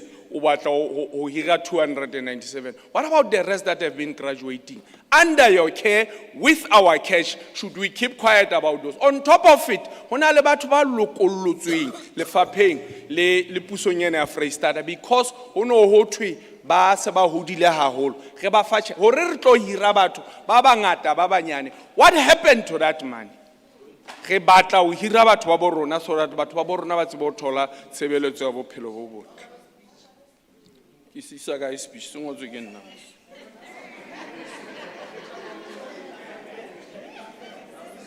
Fapha lona le lentse re bua ka lona le tlo go batla ditšhelete le na le mathata di litigations ba suwa ba emeje ba tjamelane le batho di court because some of them have been injured in their care some of them have died in their care and litigations ha ke bua ka ntwe ka etsang 5.7 billion. So I go fire on a regular patala batho ka meso ntso etswa ke the same department batho ba rona ba ithole ka eke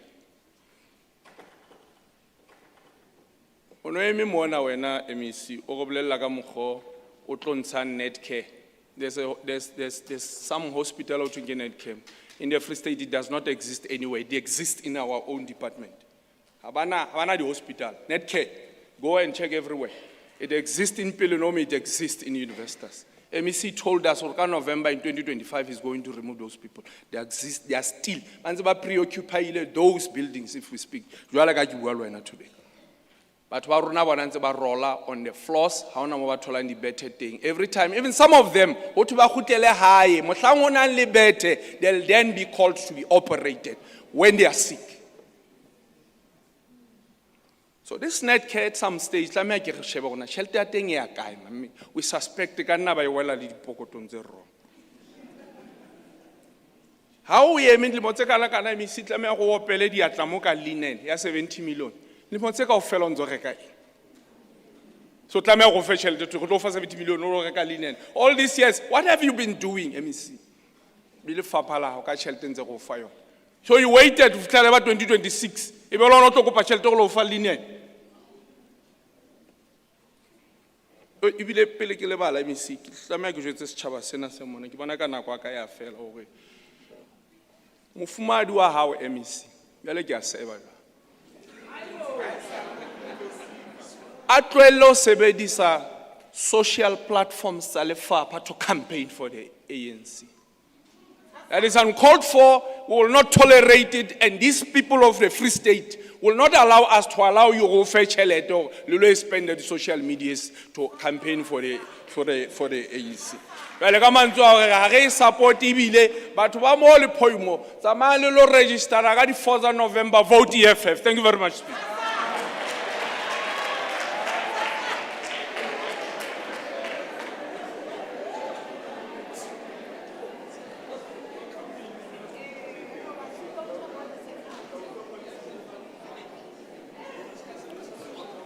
Honorable Member Masweu.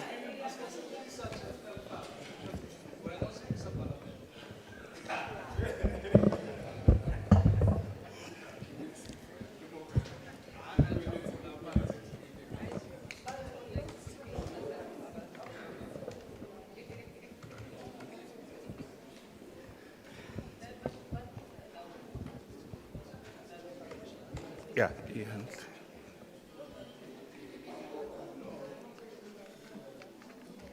Honorable Speaker, setšhaba sa BETHULIE, marena ohle a sehloho Freistata, ke a le dumedisa le mohatseleng ona. Honorable Speaker, consistency means that you do it. Do it tired, do it weak, do it sad, do it anyway. Consistency doesn't guarantee success, but inconsistency guarantees failures. A budget, simply put, is a financial plan that estimates income and expenses over a set period, helping individuals, businesses, or governments to manage spending, allocation of resources, and work toward financial goals. It acts as a roadmap of saving, investing, and controlling costs. This department, however, has failed. Ke a leboha, because when I do call you, you do respond.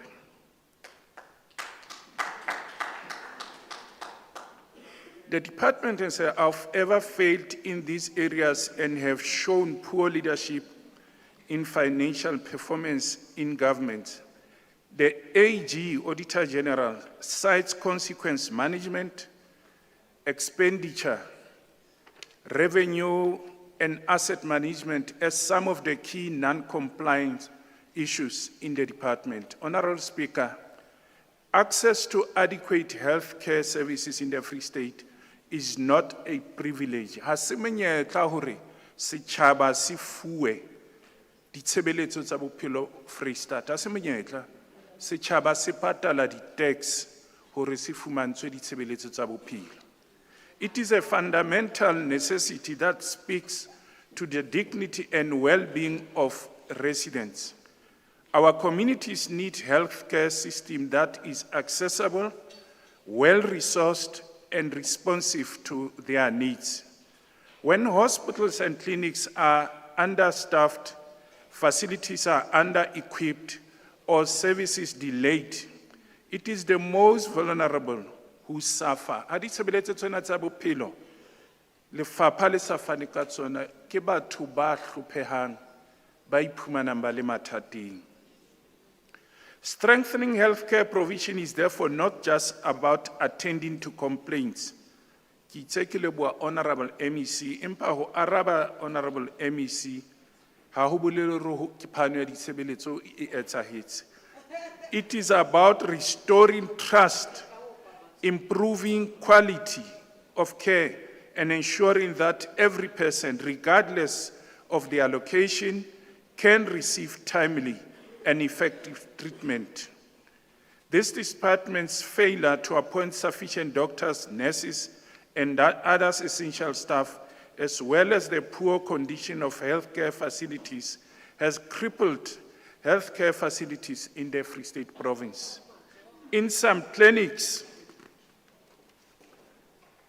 only 2 nurses baoki ba babedi ditleliniking tse ding ba lebeletse hore ba etse mosebetsi wa baoki ba 4 ho isa ho ba 5. Ha se tshebeletso tsa bophelo bo botle ntho e jwalo. While doctors are often unavailable for long periods with no clear communication or schedule, dingaka tshwanetse hore di nne di etele ditleliniki. Di etse bonnete hore bakudi ba hlokang ntho tse kang bo di-high blood ba ya thuswa.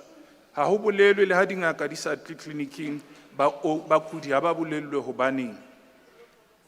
This very department also admitted that budgets from previous financial years were not properly utilized, resulting in serious backlogs in delivery of healthcare services, confirming the AG's concerns regarding the expenditure management. Honorable Speaker, once again, I earlier explained that the budget is a financial plan which gives guidance to the department how allocations and resources and the goals thereof would be achieved. However, this report that was presented to the Portfolio Committee paints a very bleak picture. Portfolio Committee la tla ho rona mane re le ditho tsa legislature. Portfolio Committee a re lefapha lena la bophelo bo botle. This Department of Health has reached a stage whereby it must be rescued. Ka mantswe a mang lefapha la tsa bophelo bo botle le fihletse maemo a hore le pholoswe ka mokgwa ditshebeletso di fokolang ka teng. As a result, many patients who should be seen by a doctor at clinical level are not receiving that care. Honorable Speaker, the lack of doctors at clinics level places additional strain on hospitals and limits access to proper referral care. Referring to specialists or doctors, ha sepetlele sa boitumelo se sa fane ka ditshebeletso tse lokelang hore di fanwe boitumelo, ditshebeletso tsena kaofela di iswa Bloemfontein Universitas Academic Hospital kapa Pelenomi, e leng se imetsang le ho feta dipetlele tse ding.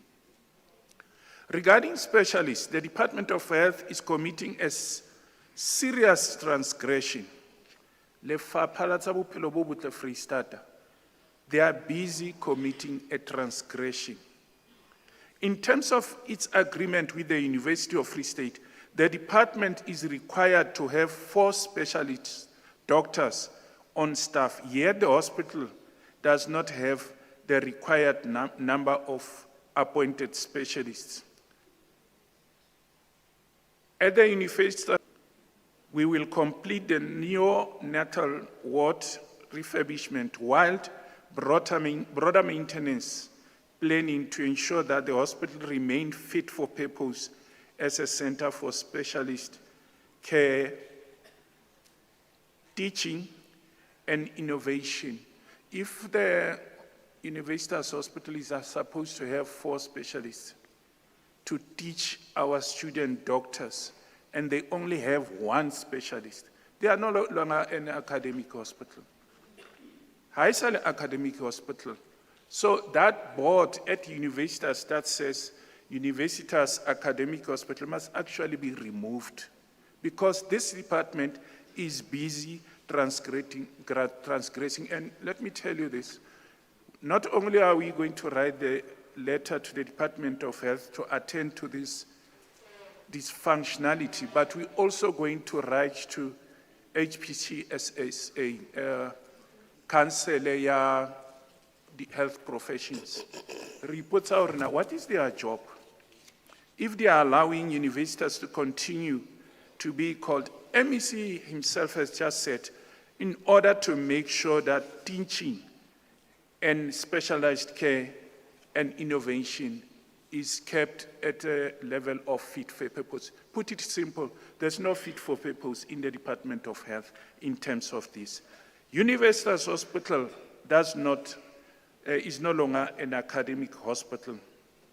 This raises questions as at many, let me repeat, this raises serious concerns, as it may mean that medical students are not receiving level of training they require. Honali dingaka, there are doctors who are supposed to finish their training this year. Now, if they are not trained properly, haba sa fuwa training e tshwanetseng ba ilo sebetsana le bakudi ba fe, hobane ba ilo fetisetswa ditleliniking le dipetlele ho thwe sebetsanang le bakudi, ba ilo sebetsana le bo mang haeba tshebetso ya bona boithuto kapa dithuto tsa bona ba sa di phethahatsa. While the MEC and the Honorable Premier in SOPA boasted accomplishments, the reality of on the ground is far from damning. Infrastructure is deteriorating. Hospitals and clinics are severely understaffed. There is not enough medicine in these facilities. Bomme le bonkgono le bontatemoholo ba ya ditleliniking ba ilo lata dipilisi ha ba di fumane di feletse, di a haella, ba kgutlisetswa hae. The department has developed a troubling pattern of starting projects and failing to complete them. This is largely due to continuous appointment of contractors who are either non-compliant or underperforming. This is then used as the justification to appoint new contractors and as a tool to siphon funds and fill the pockets of cadres. Budgets are spent, but mosebetsi dololo. No work is done and no project is completed. Let me give you a few examples. BETHULIE Hospital has been under construction for over 10 years. Ha esale sepetlele se ntse se ahwa se lokisa. Karabo ho thwe di-contractor tse neng di sebetsa moo ne di sa qualify, di appointuwe ke mang? Ke mang a ba fileng mosebetsi oo? As recent as last month, the portfolio committee was in BETHULIE. Like my colleague said, metsi ana rota pula ena a dutlela ka hara sepetlele. Empa hona le bakudi ka mo. There's patience in those wards, and yet water is running into the wards. Newberry Hospital in Clocoland. Currently, the hospital does not admit male patients. A new project has been halted for reasons known only to the Department of Health. As a result, when male patients require admission, ambulances must be booked to transfer them to either the Hlabeng in Bethlehem or Senorita Hlabat in Lady Brent. Bakudi ba bontate ha ba amohelwe sepetlele sa Clocoland. Hobane ha ona sebaka sebakeng sa bona. Ho tlameha ho bitswe di-ambulance le tsona tse emelwang ka nako eo ngaka itse nka mokudi yona a kenywe sepetlele hobane ho hlokahala a thuswe ka pele. Why does the ANC-led government continue to undermine the rights and dignity of residents? The situation at National Hospital is unacceptable and poses a serious risk to public health. In the oncology department, some toilets are not working, leaking basins and not functioning. Basic infrastructure that should never be neglected in the healthcare facility. Even more concerning, honale asbestos rubble esaling honale building mo itubuwa ke lefapha la public works. Asbestos eo e na le dilemo tse 4 e ntse e le mo jarting. Re ngoletse lefapha la tsa bophelo, ra ngolla lefapha la tsa public works, ra re kopa le thusetse hobane jwale asbestos ra e tseba e kotsi. Ke ho na le dikhoto hona jwale tseo re di tsebang ka baka la asbestos. Empa asbestos eo ha e so tloswe le kajeno, ka mora 4 years re ile ra bua le CEO ya sepetlele sa Universitas. Last year our budget e teng jwale sepetlele seo rabuleo e tla tloswa. Ke kopa MEC wa public works, this is not politics, le MEC wa health, please, how to say rabule eo ya qubu eo ya asbestos emo le fence ka morao ha iyo. Batho ba nahana hore ba tshwanetse ba kene mo ba o ikukela. Ho na le di needles le di drip tse lahlueng tsene di kentswe bakuding di pla rabule ena. Batho ba tla ba tlo tsuba dinyaupe ba nke ntho tsena ba nahana hore di tla ba thusa ba ya kae ka katso. A ke bue patuwe tsamayang lo sheba dintho tsene ke buang ka tsona. Honorable Speaker, I note that the Maranta Clinic in Brantford, which is Winnie Mandela town, has been reopened. Ene ke a leboha MEC ke le ka bua ka le wena ka clinic eo. Batho ba ne ba ya holong, mme yo mongwe la re ke beke tse pedi a ntse a etla sepetlele, o fihle ka 5 o tsamaya manese neneng ba tjhaisa ka bo 1-2 holong moo. Lebaka hobane ba ne ba itse holong e senang le mabone, e senang matlakase, e senang metsi. Honorable Speaker, I know that Maranta Clinic has been opened and I want to thank you. The department's budget will continue to be under severe pressure as long as medical legal claims remain uncontrolled. Batho ba tsebang ba isa lefapha la tsa bophelo mane ba yo ba qosa ha ba beng ba bona ba hlokala ka ba sa fuwe tshebeletso tsa bophelo bo botle. Ka 25-26 ho itswe batho ba qositseng lefapha ditshenyehelo di se di etsa dibilione tse 2. Rona re tseba committing ho thwe ke 5.7 billion and my colleagues just said, but I was surprised. MEC are ke 7.1 billion. Inyuluile o qeta ho tjho jalo MEC. Dintho tsena tse ke di buang ha se patuwe kapa ditori kapa cheap politicking, ke dintho tse etsahalang, Honorable MEC. By addressing the root causes of negligence and system failures, the department can significantly reduce avoidable litigations costs, redirect these funds towards strengthening health care infrastructure. Honorable Speaker, additional pressure comes from the department's inability to collect owed debts. Ho dula ho bua ka sekoloto sa Lesotho. Sentse se nyoloha fela ha ho nko ho tswa lemineng.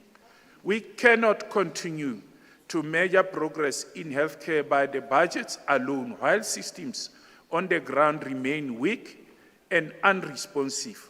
What is urgently required is not only fiscal discipline, but decisive and consistent action that transforms allocation into effective health service care.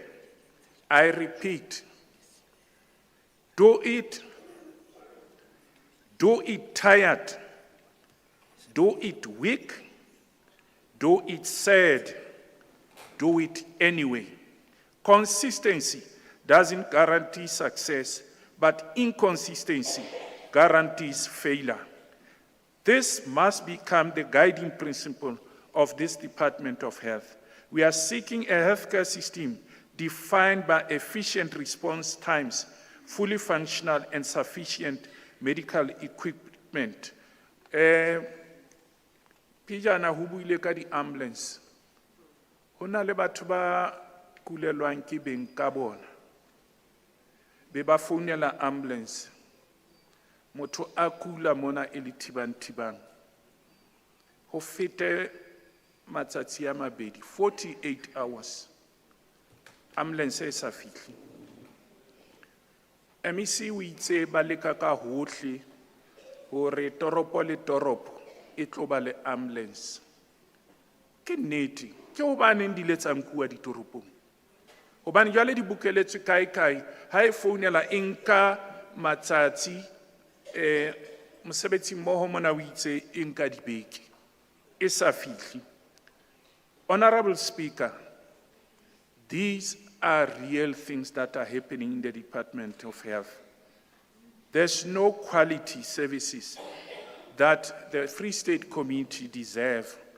Haebe hona le toro ya ANC e kekeng ya phethahala, ke ena ya hore ba batla hore ho be le NHI. NHI will never happen. No, it won't happen. Because there's no hospital infrastructure. There's no doctors, not enough. There's no nurses. Na ne kala ke sebeditse 30 years Department of Health. Ke qadile kwana ka nako ya apartheid ka 1985 ra tloha ra tla mona province tabaki ena. Ha ona sebetsa o re dingaka di etse mosebetsi wa tsona le manese. Empa ho ina le infection e tletseng hohle. Mane investors ho thwe Mantle a ile a dutlela ka hara theatre dingaka di ntse di sebetsana le patient. Jwale batho ba re reng ka infection. Nane ke tseba ha poso di ba vacant a ke sa sebetsa health kwana khale. Re ne re motho a tlo ya pensioning. Ibere how advertise poso ina. Hunkwe beketse tharo. Ka jano di advertisements di nka up to 2 months ha re tsebe le baka.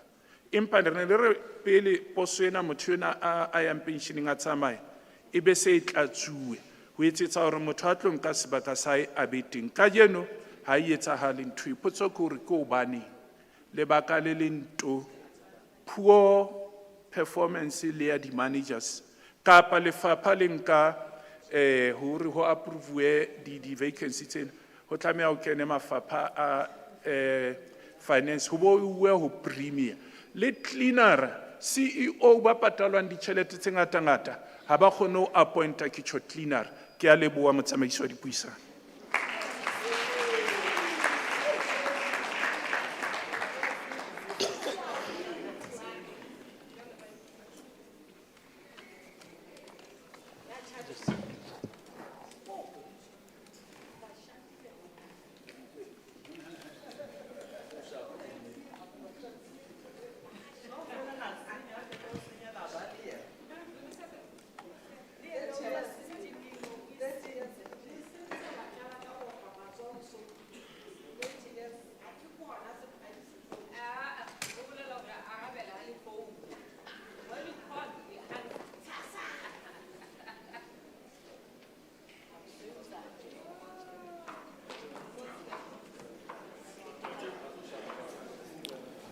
Honorable Member Manche.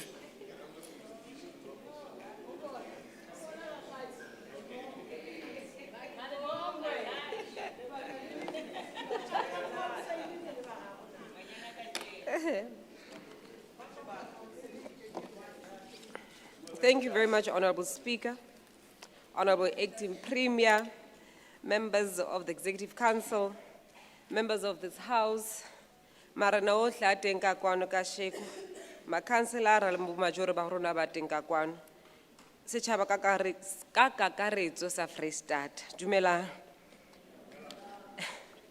Honorable Speaker, as we start the debate today, we bow our heads as we honor one of our own, a stalwart of the movement, Dr. Pule alias Majwa, who has since passed on.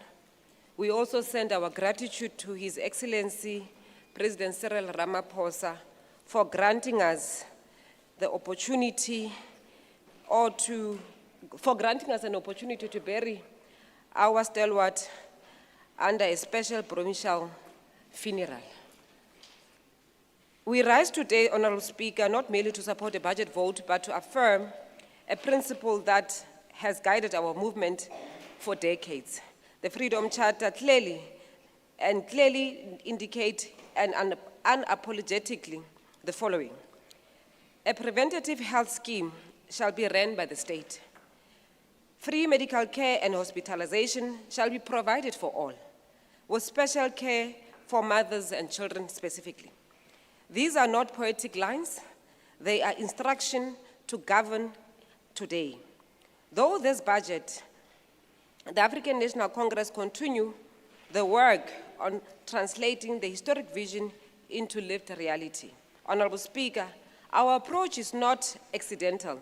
It is guided by the resolution of the 55th National Conference, which resolved that 1, South Africa must accelerate the implementation of national health insurance as a central mechanism to achieve universal health coverage. The state must strengthen the public health system as a backbone of NHI. There must be increased investment in human resource for health, particularly in underserved areas. Infrastructure must be modernized and maintained to ensure the dignity and safety. Digital health services and systems must be expanded to improve efficiency, accountability, and patient care. Honorable Speaker, this budget before us is not separate from those resolutions. It is their implementation in practice. The 15.093 billion allocation reflects a deliberate political choice to protect the poor, strengthen public health care, and prioritize access over privilege. The large share of this budget will go towards district health services, hospital, and most importantly, emergency medical services. This is consistent with both Freedom Charter's call to universal access and the ANC's resolution to strengthen the public system as the center of care. Honorable Speaker, the ANC does not govern through denial. We acknowledge the pressures on EMS responses, infrastructure backlogs, challenges with availability of medicine, coupled by waiting times in facilities. But unlike the opposition, we do not relegate ourselves to being complainants. We represent solutions and we implement them. Now let us look at measurable progress. On financial discipline, we have noted progress on the accruals which have been reduced significantly along the improvements in payment in as far as compliance is concerned. Under human resources, doctors, nurses, and community health workers have been appointed and training pipelines have been strengthened. This speaks directly to the ANC's resolution on building human capacity in healthcare. On digital transformation, electronic medical records have been expanded to 52 clinics with millions of patients registered on the central system. Ho bolela hore batho ba rona ba se ba le on electronic system. How kena clinicing Bloemfontein o dula BETHULIE mo ha o hlokahale hore o file form again. Therefore, lefapha le tobetsa fela computer ibe di records tsa ho di a hla ho etsa bonnete ba hore mela ya rona di clinicing e fokotsehe. This aligns with the ANC's call for modernization and efficiency in public healthcare system. On the upscaling of services, over 6 million patients' interactions have been undertaken in 1 year despite the immense pressure. The healthcare system continues to serve. Now that it is not collapsing, this is what is actually happening. Honorable Speaker, we are also seeing a real improvement on HIV viral suppression, TB treatment initiation, which is exceeding targets, and postnatal care. This is practical meaning of the Freedom Charter's commitment to preventative health care run by the state. The 55th National Conference also emphasizes infrastructure as a central to healthcare delivery. This budget responds directly to the resolution of the 5-year infrastructure plan, which is now in place. Maintenance that is being institutionalized, along with facilities that are under prohibition, being prioritized because dignity of healthcare begins with safe buildings, functional clinics, and clean environments. Honorable Speaker, our communities have raised concerns about ambulances, and our government has responded by procuring 112 new ambulances with additional EMS personnel, new EMS stations, and technology-driven dispatch system. This is what a responsive developmental state looks like. Ha batho ba rona ba ne ba lla ka di-ambulance lefapha lena le rekile di-ambulance tse 112 ho etsa bonnete ba hore di fihlela setjhaba sa rona. Honorable Speaker, the Freedom Charter speaks to real access, not theoretical access. You cannot speak of healthcare if medicines are not available, linen is insufficient, and supply chain has been broken. Setjhaba sa rona se lakalile. Lefapha le re le reka linen ha ba batle. Jwale ne le re etse jwang? This is why the medical depot is being rebuilt, supply system being digitalized, and additional funding being directed to basics. The ANC has always emphasized that healthcare services and facilities must be close to the people. This budget strengthens ward-based outreach teams, household-level services, and community medicine distribution because access must not depend on distance or income and geography. Honorable Speaker, the Freedom Charter envisioned universal healthcare long before it was policy. Today, that vision is called NHI, which the 55th National Conference reaffirmed as a non-negotiable. This budget lays a groundwork through digital system, patient registration, infrastructure improvement.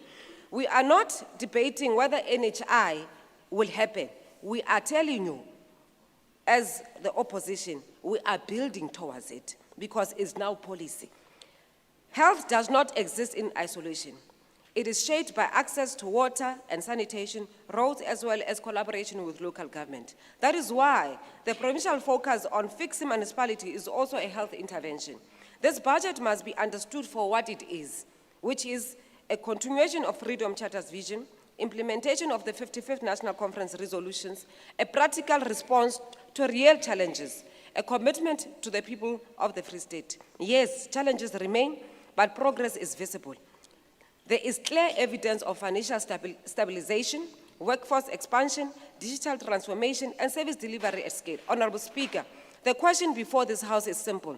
Do we support a budget that expands access, strengthens the public service systems, as well as advancing universal healthcare? The ANC's answer is very clear.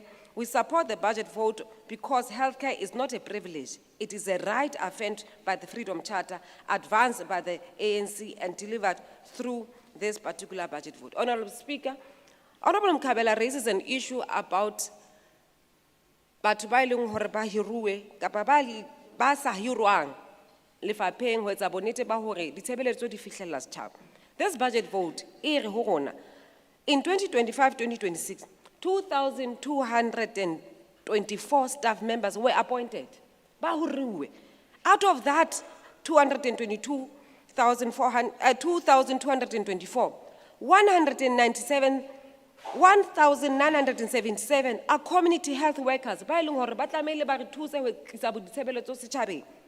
And out of that, 373 are still on contract. Maikaelelo a go hira batho in the new financial year. Ke ka ho re ho bohlokwa hore re fitise budget in. Honorable Mkhabela also raises an issue about security in our facilities. Yes, the department is hiring private security in Pelonome Hospital because one of our doctors was raped during office hours at her ways. Ma security a mmuso ha ana tokela a o jara dithunya ke ka ho re intensifyile security sa rona hore di doctor tsa rona manese a rona setjhaba sa rona se bolokehe. Ho tjho re ne re tlamehile re etse jwang? Re tloela go batho ba rona ba bolawe, manese a rona a bolawe, di doctor tsa rona di bolawe. Ha listening ile a skill o nka bo tsebile hore 112 ambulances are being hired, not hired, procured. Hobane re etsa bonnete ba hore ditshebeletso di tle mona setjhabeng. Ka hara kgaripi ka nako Mema Thabo Hlalele, ho na wa etsahatsa programo ya 1 ambulance 1 ward. E leng hore le hona jwale je e ntse e tswela pele hobane ha o bolele ha re letona le letjha le kena programo e fetileng ya tloswa. Taba ya Lesotho ho thwe re ntse re emetse tjhelete ya Lesotho he ntate Mosweu ha re emela ha re bua le wena hona jwale je Masweu, Honorable Masweu, 32 million e se patetswe lefapheng. Ho tjho ke nana no tlamele bo we opela diatla tsa bena go bana kwa ntse re ha ya patala. O tseba molao wa tsamaiso. Okay, tshwarelo motsamaisi speaker o ntshwarele a se ke a hula a se ka bo wena ngwaneso e re ke hule taba ena. Jwale ha re tlo arabela tsena tsa batho ba tlang ba ipolela sefaleng mona hore ba tla ka gossip. Ka nnete re hlomphile setjhaba sena. Re kekebe ra tlisa mona ra tlisa ditshele. Re le maloko a parlamente ebe re tlisa ditshele ho setjhaba sa rona ke ntwe entseng jwang. Re hlompha setjhaba sena sa rona haebe hona le taba tse leng hore entate Diphoko o batla ho di hlahisa mona ampa di hlahisa lefapheng mane empa a ska tlisa ditshele hobane tshele ke ntwe e leng hore ha ya investigate-wa ha ona bonnete ba yona o tlo e jwetsa setjhaba.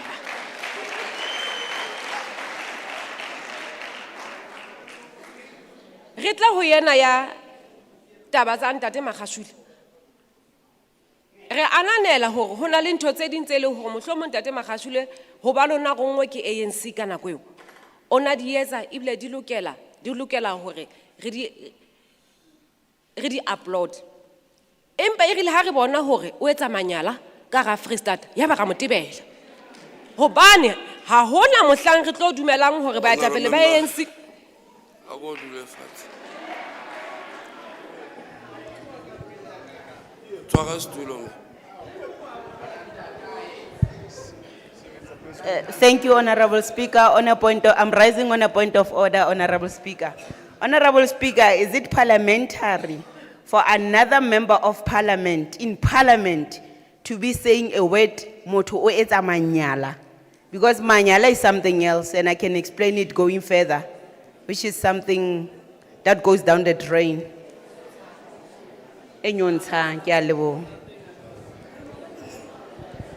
Number 2.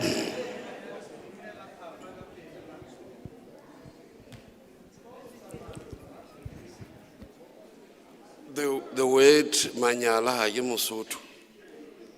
Empa the word manyala would not be unparliamentary. And there is no insult in the word. So, but for further direction on this, I will consult and come back.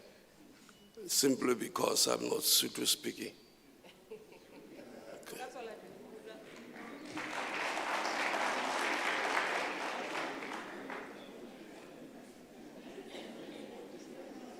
Honorable Speaker, ntate Magashule ka nako ya ha o la isa bana hohle lefatshe mona na a ba isa hore ba ilo ithuta.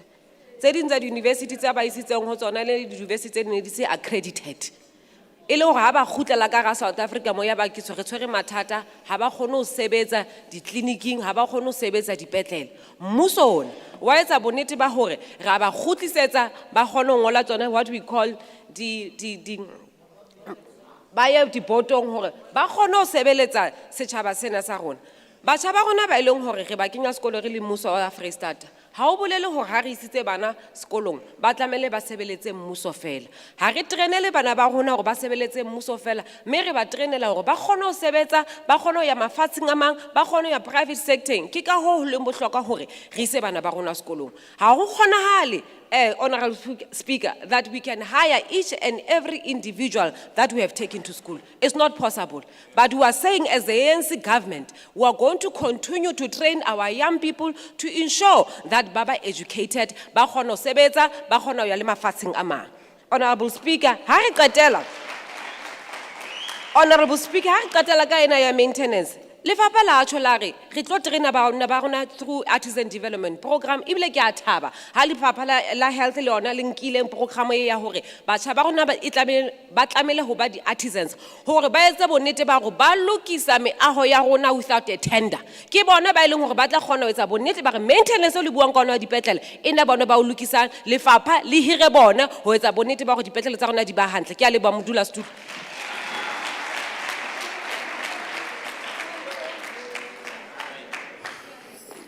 The Honorable MEC may now reply.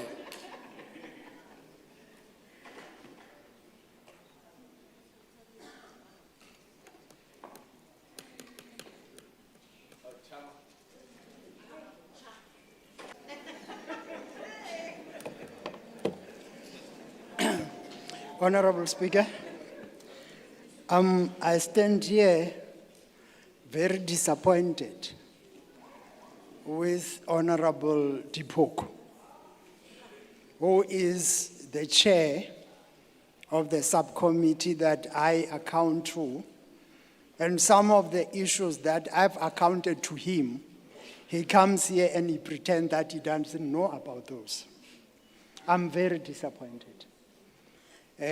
Some of the issues that you come and bring here, I have explained to you in committee about what are the issues coming there with my team. But you come here and you say you don't know about those things. I'm really disappointed, and I will really appeal to you to assist me to restore my respect on you by not doing that again.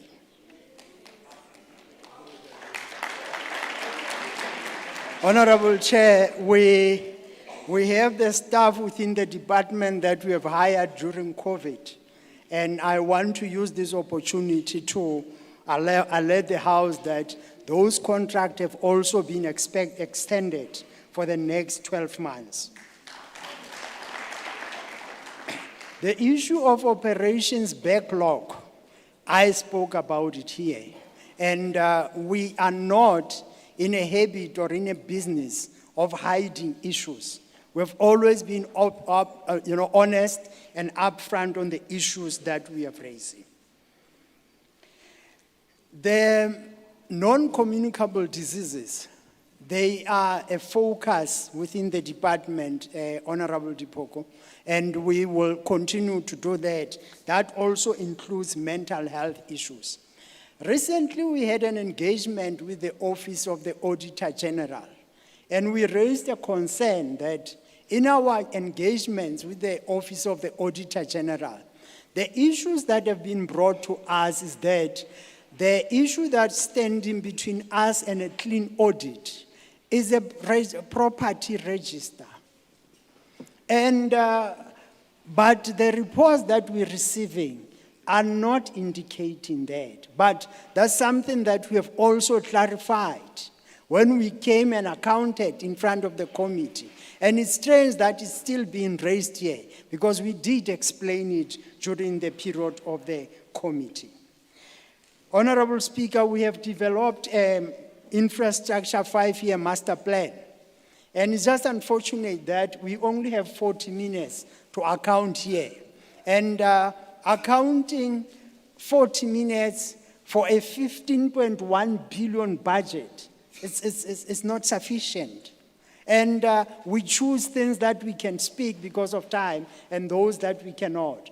We have an infrastructure master plan that clarifies how we're going to maintain our properties. Of course, they owned by Public Works, but we use them. And I'm happy that MEC Manche acknowledges and approves of us implementing that plan, because going forward, we're not going to have issues of maintenance. In that infrastructure master plan, all our facilities are in there. We know what's the problem, and we're going to attend to that.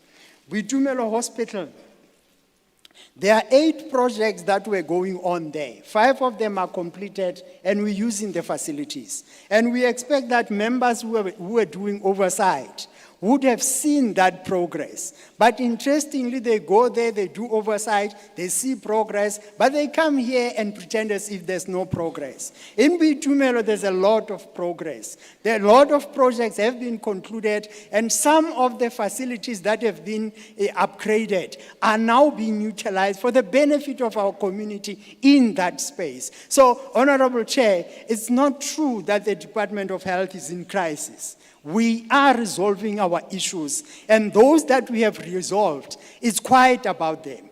For an example, last year there was issues about the forensic mortuary. It's quiet now about the issues of forensic mortuary because we resolve problems, and we resolve problems permanently. We don't address problems so that they can come back.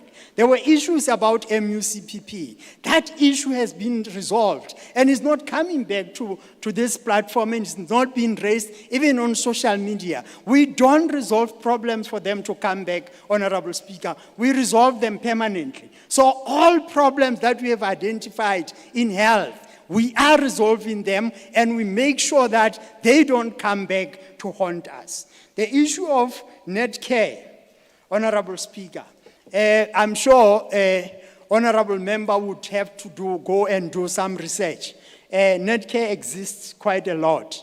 And to come here and make as if we are the only lifeline for that institution, that is not correct. And I'm not sure if it's parliamentary for the honorable member to come here and mislead the House. There are doctors in clinics, Honorable Speaker. All our clinics have doctors. They're just not located there permanently, but there are days when doctors go there. We produce our own specialists as the Department of Health in collaboration with the University of the Free State. And the University of the Free State, we have a memorandum of understanding, which we have gone back to review. And in that review process, we realized that there's money that they owe us to the tune of 400 million, which we are recouping as we speak. So we have a relationship that we trying to make sure that it benefits us both. But at the same time, we're moving forward. So we're training our doctors, and as we speak, the reference that was made by Honorable Masweu, I have a letter just now, that has been forwarded to me from the office. That shows that the very category he was talking about, we do have a big, Honorable Speaker. It's not like Department of Health is in a crisis. No, we are not. We have our problems, but we are attending to those problems. On medical legal claims, we're talking about claims, Honorable Speaker, that come back from 2003. Those claims are maturing now. And hence the number is at 7.1 billion. And we'll not be afraid to mention that figure because it's a figure that is there. We can't hide it, we can't manipulate it. It's something that we have to be open to the public about. But that figure, we have put in place strategies that would ensure that we do not experience that problem of medical legal claims again going forward. The issue of Lesotho debt, I think MEC Manche and other honorable members have responded to that. Thank you very much. On EMS structure, I think there's quite a lot that can be mentioned. But like I've indicated, we don't have enough time to come and account. But what is important is that we have a problem of aging fleet of your EMS. That makes a problem that at any given point, almost 50% of our fleet are with service providers being repaired or anything else. And that is why we have taken a decision to replace that. And that is why today we're going to be receiving some of those, and 4 of them are standing out there for us to show the public that we really mean business. We're not just talking. We're not just about talking. We're about implementing the plans that we say we are going to implement.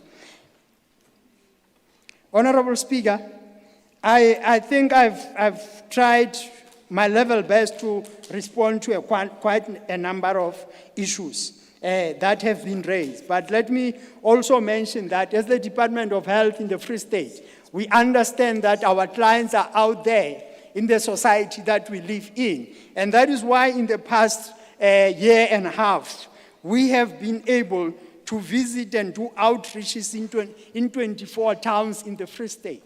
And it is our ambition that by the time this term ends, we would have visited and interacted with our society in all the towns of the Free State, because we understand that health is a community-based activity and program and responsibility, and that's what we intend doing. Honorable Speaker, let me take this opportunity to thank the staff from the Department of Health and also acknowledge those community members who have braved the weather and traveled all the way from Dihlabeng to be part of this event. Thank you very much. You are acknowledged. And as the Department of Health, we are driven by a deep sense of love for our society, as Chair Guvara has mentioned, and that's why we continue to render the services, because we love our community and we love the profession that we are in of preserving life. Thank you very much, Honorable Speaker.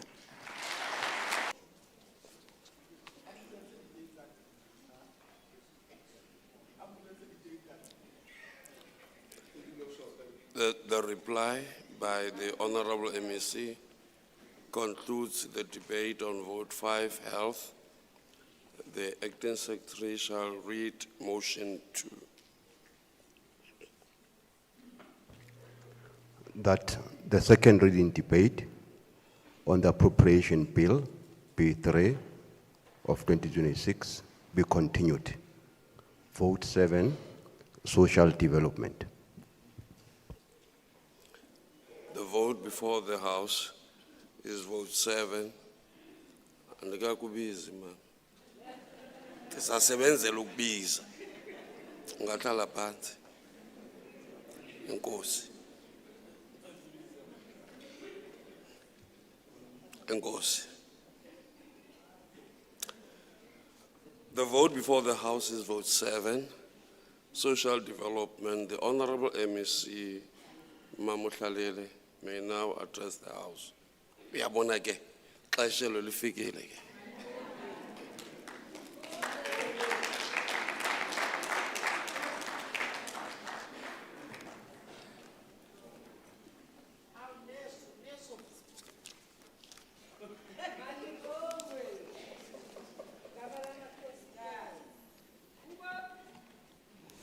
Thank you very much, Honorable Speaker.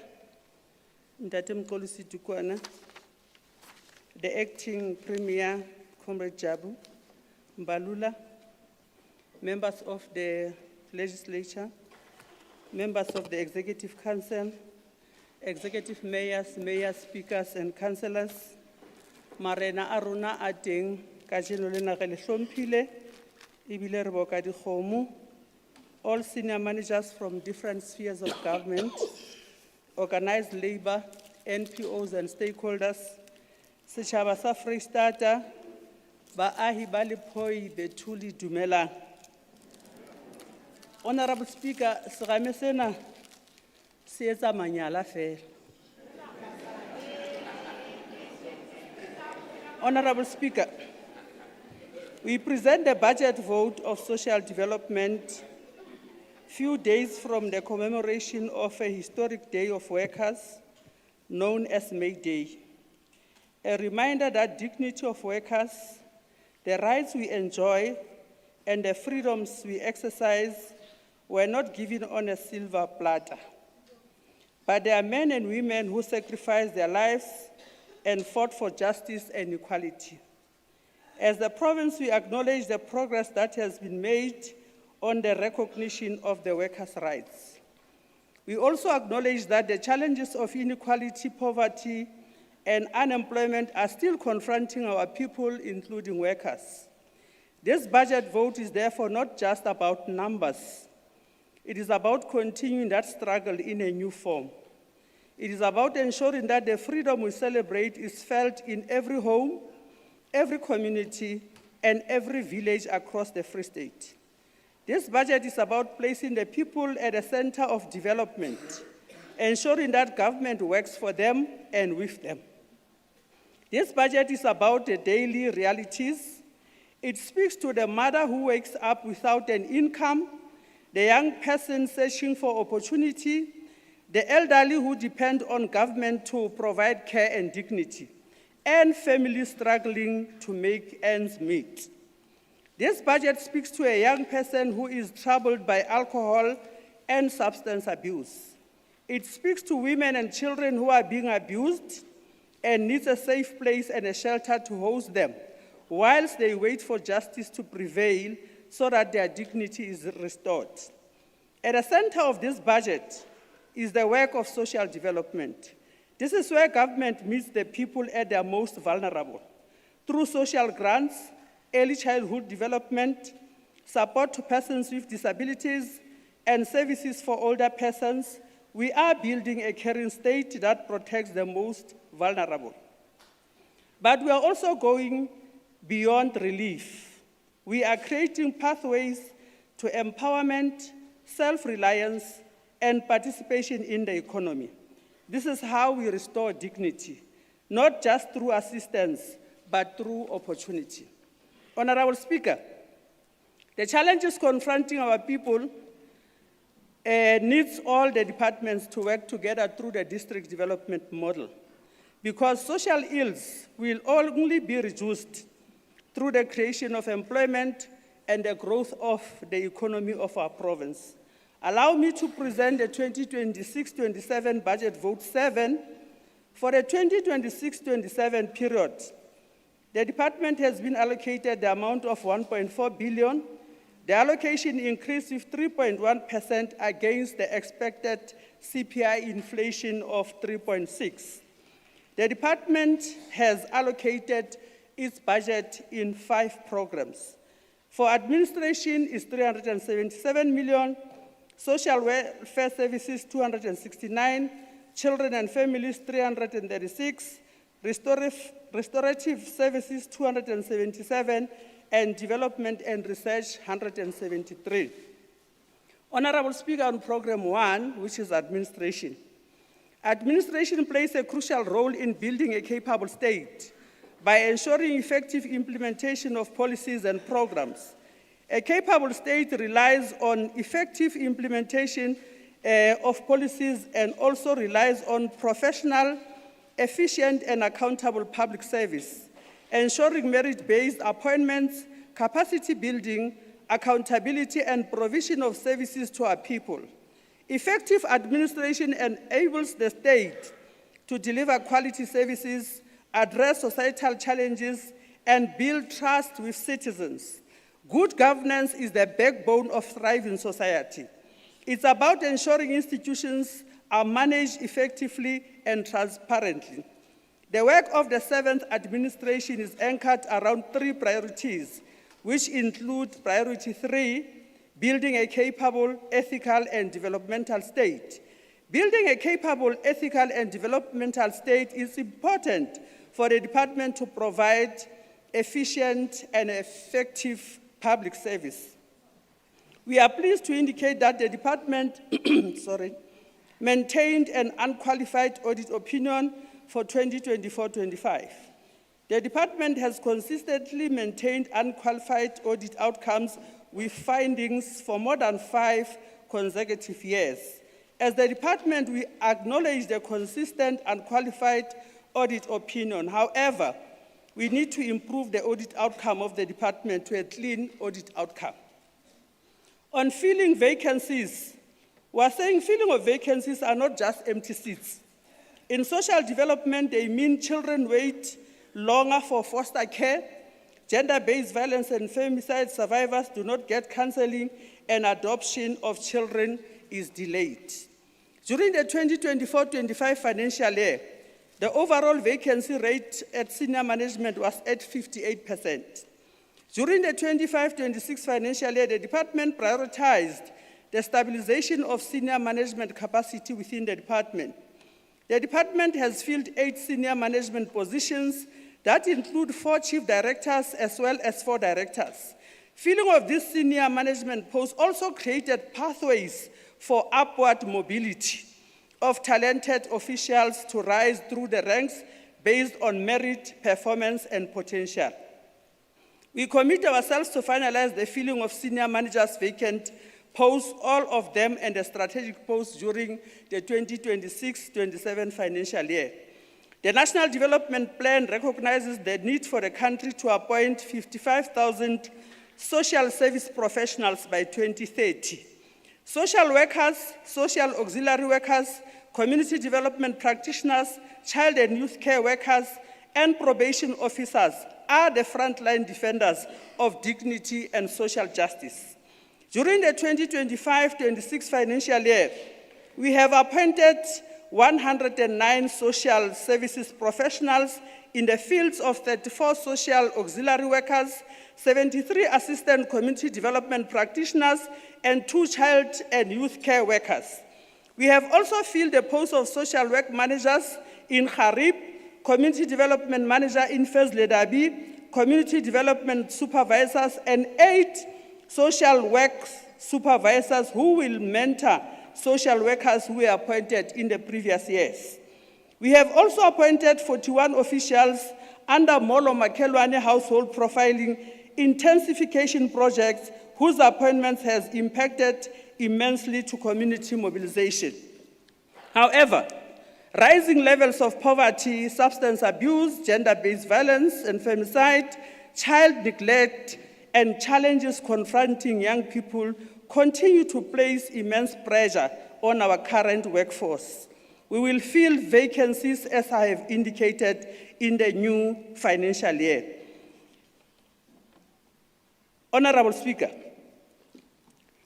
the organizational structure of the department was last approved on the 30th of September 2013. During the previous financial year, the department made significant progress on the new fundamental structure. We have progressed with this structure. The structure is also going to be amended to introduce, to include the amendment of the Children's Act number 38 of 2005, and is in accordance with the mandate of the department. We will be creating that unit on the structure that has been approved. Progress has been made. We have finalized all the internal processes. We are waiting for Treasury, Department of the Premier, and DPSA to finalize. The professionalization of the state is about creating competent merit-based appointments, as I said, and as the department, we have trained many officials in the department, because without capacity, the department will not be able to realize what is supposed to do for our people. We have provided 21 employees with bursaries to pursue their studies in community development, finance, information technology, and general management. As the department, we also continue to provide tools of trade. In 2024-25-26, we have equipped our workforce with the necessary tools of trade, demonstrating our commitment to build a capable and effective developmental state. In the previous financial year, we committed to providing tools of trade to employees. The department successfully procured and distributed 313 laptops to staff across the province.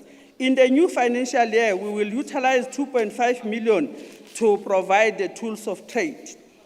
Honorable Speaker, the department has taken a significant step to strengthen service delivery at the Charlotte Matlake Treatment Center by appointing a sessional doctor to provide on-site detoxification services, with a second sessional doctor to be appointed from this month to further expand the capacity. The appointment of sessional doctors at Charlotte Matlake Treatment Center will not only improve access to detoxification services, but will also ensure that critical medical interventions are provided promptly and efficiently within the care centers, thereby strengthening the continuum of care for service users. Honorable Speaker, non-profit organizations are critical partners in the delivery of social development services. Through them, the government reaches the most vulnerable. children in need of care and protection, older persons, persons with disabilities, victims of gender-based violence and femicide, and communities affected by poverty and substance abuse. However, a partnership must be meshed with accountability. The department is confronted by a challenge of non-compliant NPOs. In the 26-27 financial year, the department will strengthen monitoring mechanism to ensure that public funds transferred to NPOs are utilized efficiently, transparently, and strictly for their intended purposes. We will appoint officials with finance capacity to assist us to make NPOs to account for the monies that has been allocated to them. On social welfare services, Honorable Speaker, in South Africa, the rights of persons with disabilities are firmly protected by our Constitution, which upholds dignity, equality, and freedom for all. These rights are reinforced through key policy frameworks, such as the White Paper on the Rights of Persons with Disabilities. This policy is not only aimed at protecting rights, but also at ensuring mainstreaming of disability in all sectors of society, and the removal of barriers that continue to perpetuate exclusion and segregation. During the Disability Rights Awareness Month, we engaged over 1,500 individuals from organizations providing community-based services and protective workshops. Key concerns raised included limited work opportunities, lack of accredited skills training, and insufficient support access to open labor market. In response to that, the department developed a protective workshop exit strategy in partnership with DSTEA to strengthen income generating. A successful seminar was held to introduce this initiative, and 150 people with disabilities attended. We are making steady progress in delivering community-based care services, which plays a crucial role in promoting inclusion. These services ensure that persons with disabilities are not isolated, but are actively supported within their families and communities, where they can thrive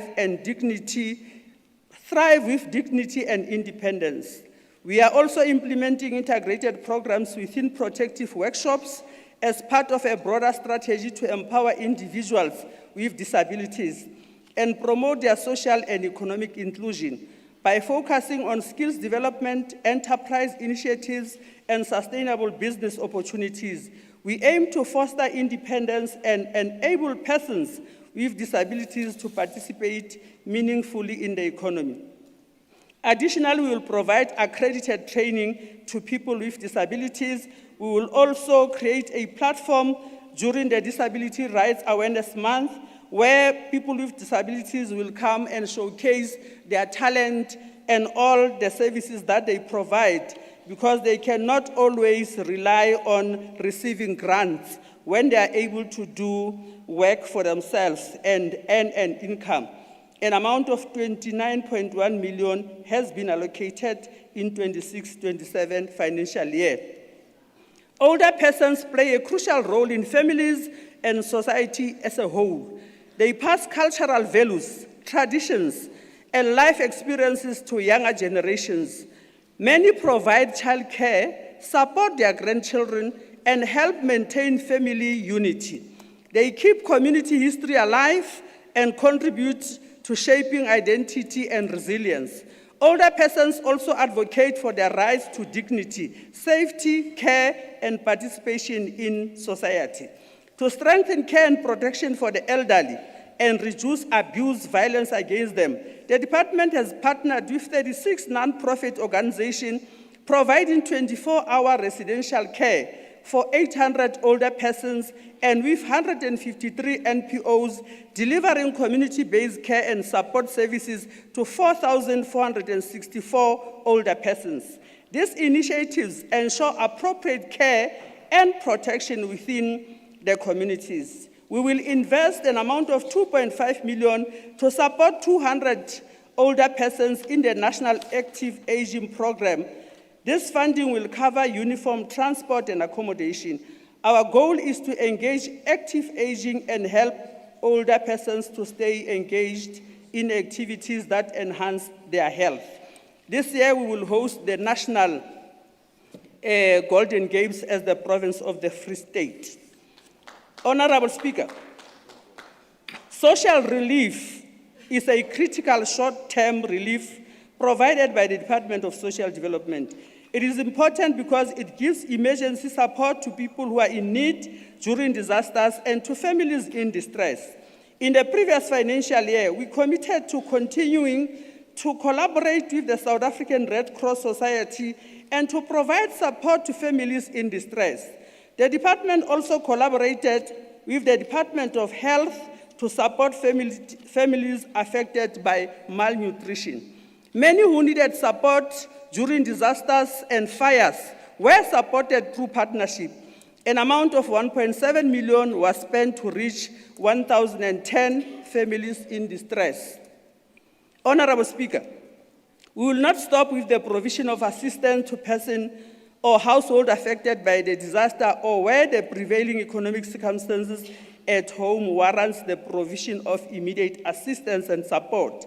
Assistance can be provided in a form of material support, which is your food, parcels, cooked meals, school uniform, blankets, or other forms of relief. Failure to provide such relief of distress would cause undue hardships. As the department this year will introduce a program of providing psychosocial support to even members of the family, because when gender-based violence and femicide affects one person, it does not mean it's only that person, but everybody in the house got affected. Therefore, we'll expand that service to the families of the victims. A report of Stats SA on gender-based violence reveals that most incidents occur within families. During 25-26 financial year, a total of 23 non-profit organizations received funding of 6.6 million to promote services to families, benefiting 6,286 households through family preservation services, family reunifications, and parenting skills programs. Additionally, the department celebrated the International Day of Families in Thabo Mofutshanyane Hope House in May 2025, with 738 people attending the event. Family preservation focuses on keeping families together, even during a crisis. It aims to strengthen parenting, enhance family functioning, and ensure that children grow up in environments filled with love and stability. Honorable Speaker, disasters and loss significantly impact in communities, as I said. And I already mentioned that we need to deal with trauma that is affecting our people, because today we see a community which is very angry, and we ask ourselves why. It's as a result of trauma of things that are happening in their lives. We will therefore extend that program to all family members. The department has a constitutional and statutory mandate to care for and protect vulnerable children and families. We will continue to collaborate with designated child protection organizations. Strengthening prevention and early intervention services will continue through the implementation of RESIHA, a community-based program implemented at 35 sites across all districts, with the support of 297 child and youth care workers. This program focuses on guiding children from vulnerability to resilience. Over 10,000 children receive support in areas such as child protection, education, and psychosocial services.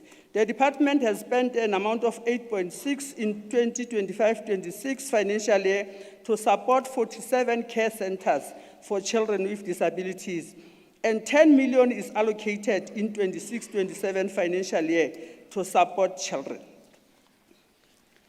Honorable Speaker, restorative services focus on healing, rehabilitation, and reintegrating people whose lives has been disrupted by crime, substance abuse, abuse, and social problems. It helps offenders, victims, and families to deal with trauma so that harm doesn't keep repeating across generations. In the financial year 2025, the department funded 38 NPOs with a total allocation of 18.3 million to mitigate the impact of HIV and AIDS in the communities through the rendering of social and behavioral change programs, prevention, as well as care and support programs. The department will strengthen the implementation of social behavior change in 25-26. We will continue with our boys and men championing change, and a total of 3,755 boys and men were reached in the previous financial year. The total number of boy children who were engaged in the district at schools is 1,468. Honorable Speaker, in the current financial year, the department commits to strengthening the implementation of revised social behavior change programs and moral regeneration. Boys Championing Change, YOLO and CHOMI. This is aimed at addressing the high rate of teenage pregnancy recorded in the province. The department will host a boys to men dialogue in the financial year of 26-27, which will address challenges faced by men and boys and attending to their socio-emotional well-being. Substance and alcohol abuse is a significant issue in the Free State Province. A study among high school learners found that 47% of students had used substances, with alcohol being the most at 87%, followed by cigarette at 45% and dagga at 24%. 18 to 22 years old are the heaviest alcohol abusers, with 35% of high school kids being a problem. Substance and alcohol abuse have devastating effects in individuals and communities. Department of Social Development will continue strengthening relations with NPOs to ensure capacity of our government in intensifying prevention services to reduce the abuse of alcohol and substances. Honorable Speaker, during the 25-26 financial year, we trained 20 service users in July and September 25 from the stakeholders, government and NPO sector on the universal treatment curriculum to enhance evidence-based prevention programs. In the current financial year, we have allocated 7.9 million towards substance and alcohol abuse. Honorable Speaker, the department will continue to work with our communities who are facing pressing challenge of crime. In 2025-26, as I reported, 192 schools were reached and 32,134 people benefited from our programs as the Department of Social Development. Honorable Speaker, Program 5 continues to advance developmental social welfare services through strengthened partnerships aimed at reducing vulnerability, promoting sustainable livelihoods, and empowering communities. The department remains committed to transitioning from short-term relief interventions towards integrated development approach that promotes self-reliance and economic participation. During the 2025-26 financial year, the department strengthened its commitment to poverty alleviation, food security, and sustainable livelihoods through targeted investments that delivered tangible socio-economic outcomes for vulnerable communities. These interventions affirm our commitment to respond decisively to the realities of poverty and inequality faced by many of our people. A total amount of 13.3 million has been allocated towards alleviation and sustainable livelihoods during support to community nutrition and development centers, resulting in approximately 9,700 people with little or no income gaining access to nutritional meals, food parcels, and clothing support. In our communities, Honorable Speaker, we have places where we cook and we give our people food, those that cannot afford to buy food for themselves. The Generating Better Livelihoods project was implemented in partnership with SASSA, NDA, and FINMAC Trust.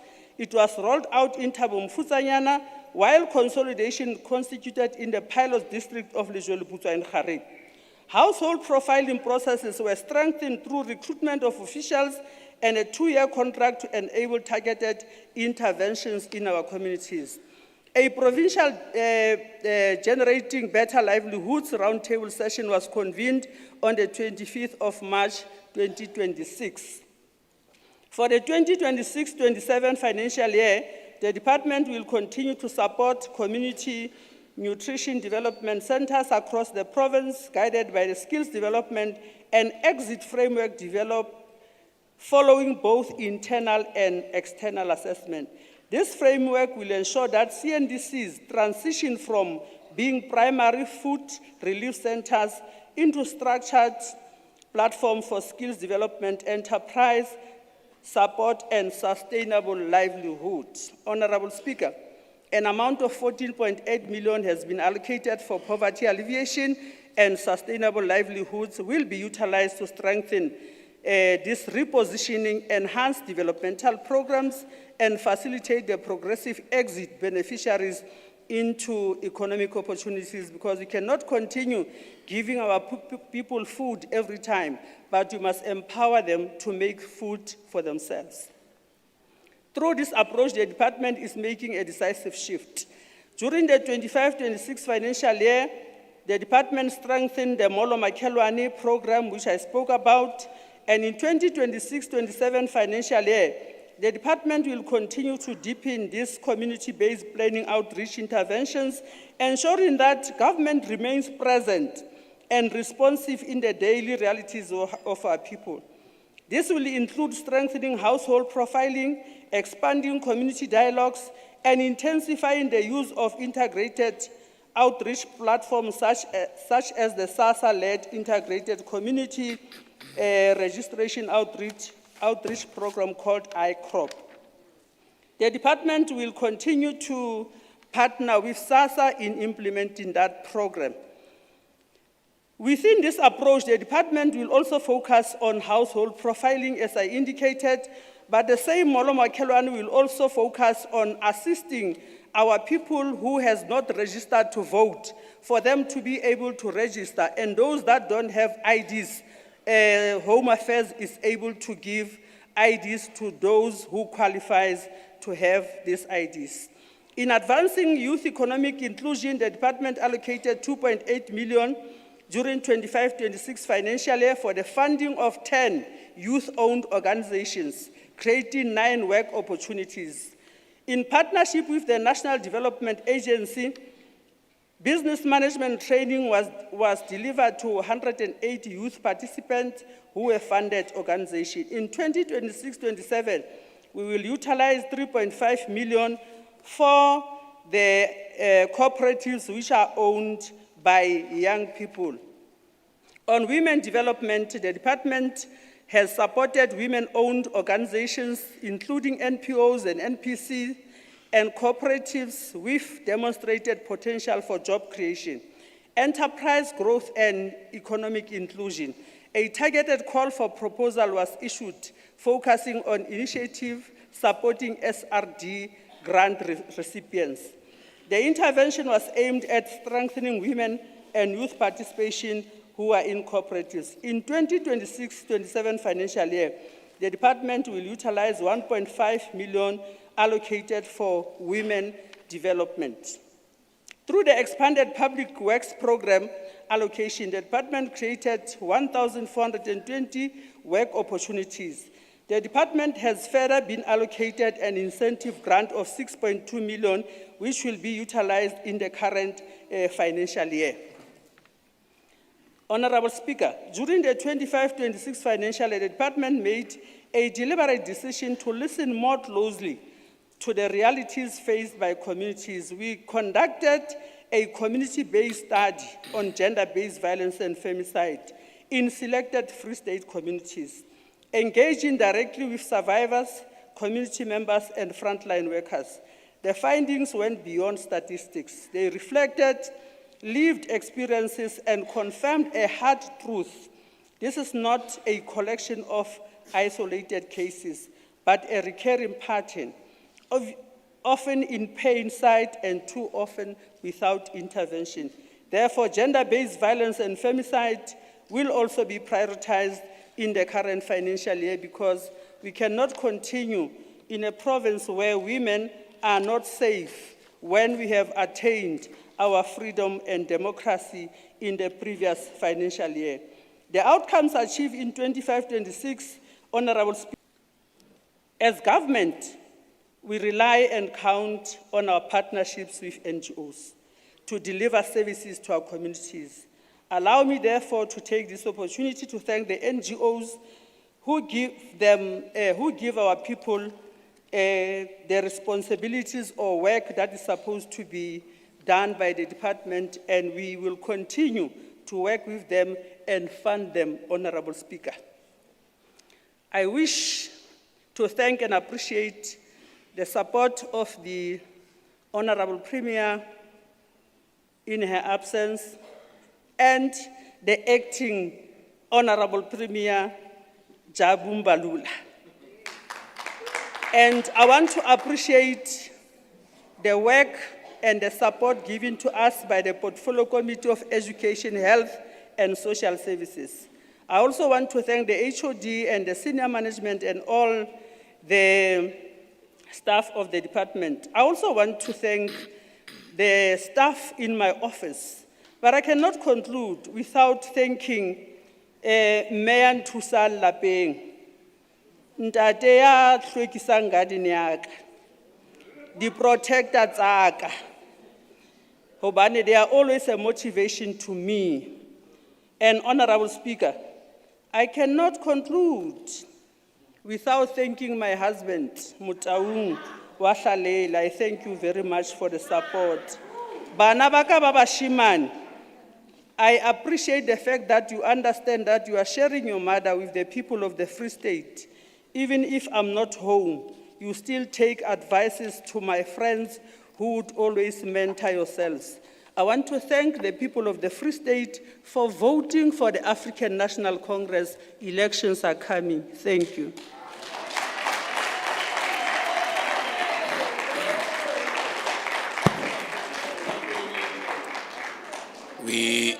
We proceed to the debates on the Honorable MEC's presentation of the budget votes of the Department of Social Development. Honorable Mamiki, may proceed. Honorable Mamiki Mabuya, to commence the debates for 14 minutes.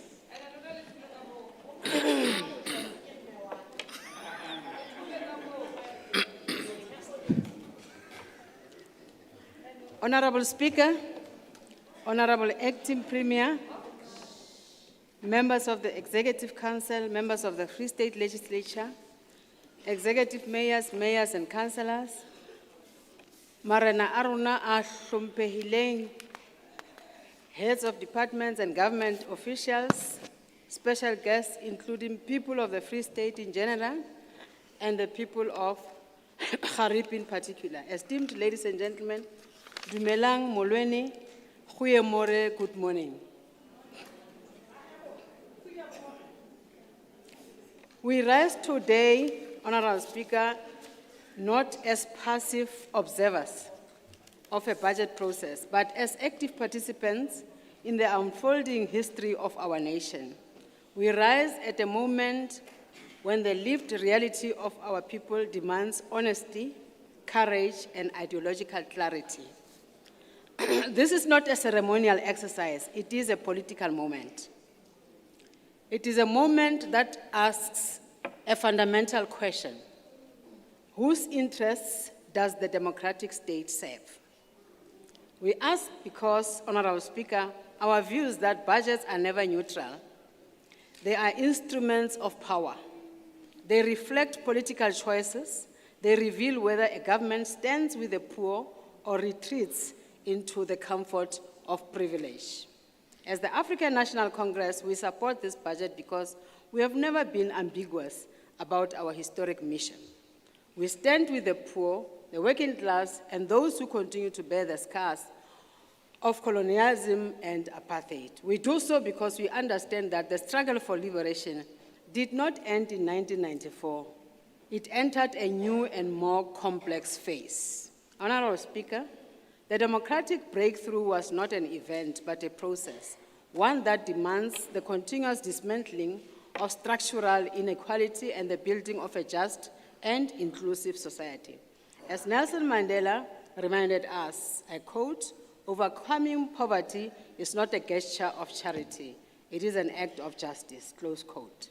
That insight must guide every decision we take in this House because it reminds us that social development is not about benevolence. It is about restoring dignity, correcting historical injustice, and advancing equality. Yet, Honorable Speaker, the material conditions confronting our people remain deeply troubling. According to Stats SA, approximately 23.2 million South Africans live below the poverty line, representing nearly 38% of the population. Over 10 million people live in extreme poverty, unable to meet even their most basic food needs. Poverty continues to be disproportionately concentrated among the youth, women, Black communities, and the rural communities, reflecting the enduring legacy of apartheid, spatial and economic exclusion. These are not just statistics. They are lived realities. They are the daily struggles of millions who look to the democratic state not for charity, but for justice. These conditions are not accidental. The great Karl Marx observed that inequality is embedded in the structure of capitalist accumulation. Without deliberate state intervention, it reproduces itself across generations. The ANC, guided by the National Democratic Revolution, rejects the idea that poverty is inevitable. We intervene, we redistribute, we transform, we build state that actively works to reverse inequality. In this regard, the department is not merely a service delivery institution. It is a central pillar of the developmental stake we talk about. Honorable Speaker, the democratic government inherited a social welfare system which was fragmented, uncoordinated, and based on the past National Party policies of discrimination, inequality, and inaccessibility to beneficiaries. The apartheid welfare system was heavily aimed at fixing the poor white problem, while deliberately underfunding and excluding other racial groups. The intention was to maintain white supremacy at all costs. The state did little direct delivery, relying on MPOs to provide services which were funded and heavily regulated along racial lines. Welfare, which was only extended to blacks in the 1940s, often served as a mechanism of control, with past laws and influx control limiting the movement and access of Black people to urban services. Ha mefuta e meng e ne fuwa di-grants ka di-cheque. Batho ba rona ba batsho ba ne ba fuwa cash at mobile sites such as under trees. Unfortunately, history does not have blank pages. By the 1980s, grants for white beneficiaries were often 26% higher than those for Black beneficiaries. In reversing these injustices, the ANC government adopted a developmental approach which necessitated a transition from a pure welfare state to a more inclusive and developmental social welfare system, an active system that prioritizes empowerment over dependence. Honorable Speaker, as we celebrate the 50th anniversary since the adoption of the Constitution of the Republic, we have to appreciate the bitter truth that the ANC-led government has done a lot to tackle poverty head-on through an impactful social security system. Over the last 30 years, our approach has been two-pronged. Firstly, through the social wage, which involves a range of social and economic interventions, including expanding access to quality basic services, and secondly, through direct transfers to households in the form of social grants.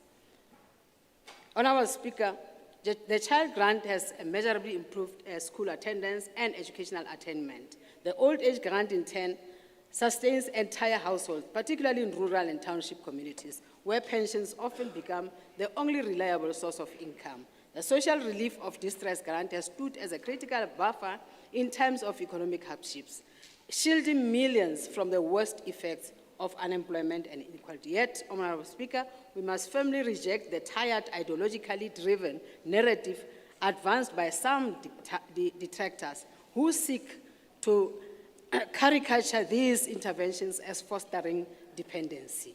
Such arguments reveal a stark detachment from the lived realities of our people and deliberate disregard for the deep structural injustices that continue to shape and constrain our economy.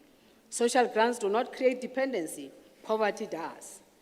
Inequality does, and exclusion does. These interventions are, in fact, instruments of empowerment.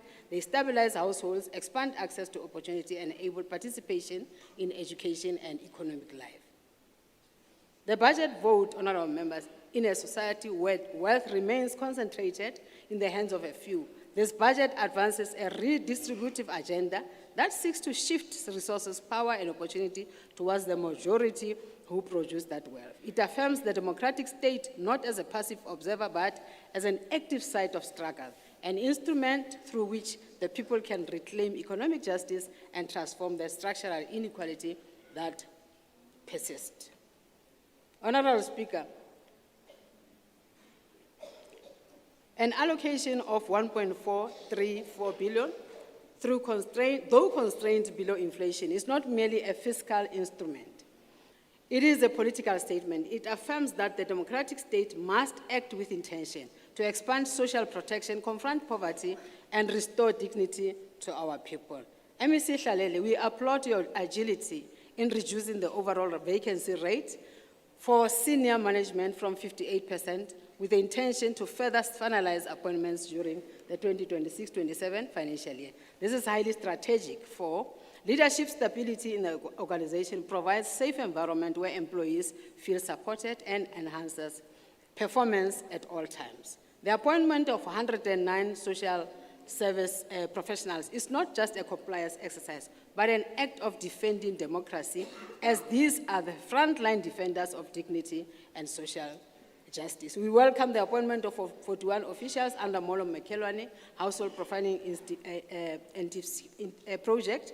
We have no doubt that the skills audit you conducted was not an end in itself, but guided your fit-for-purpose organizational structure, as well as your effective and efficient skills development and capacity building programs. Retule tsa lefapha ka khiro ya batho ba nang le bokoa ba 103, reaching 5.2%, which is above the minimum target of 3%.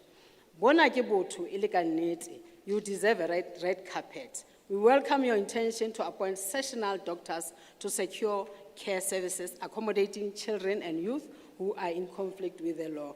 Utlwisisa ka botlalo hore bana bana le complex behaviors, tse ka reng bo tse psychological, as well as the need for health services.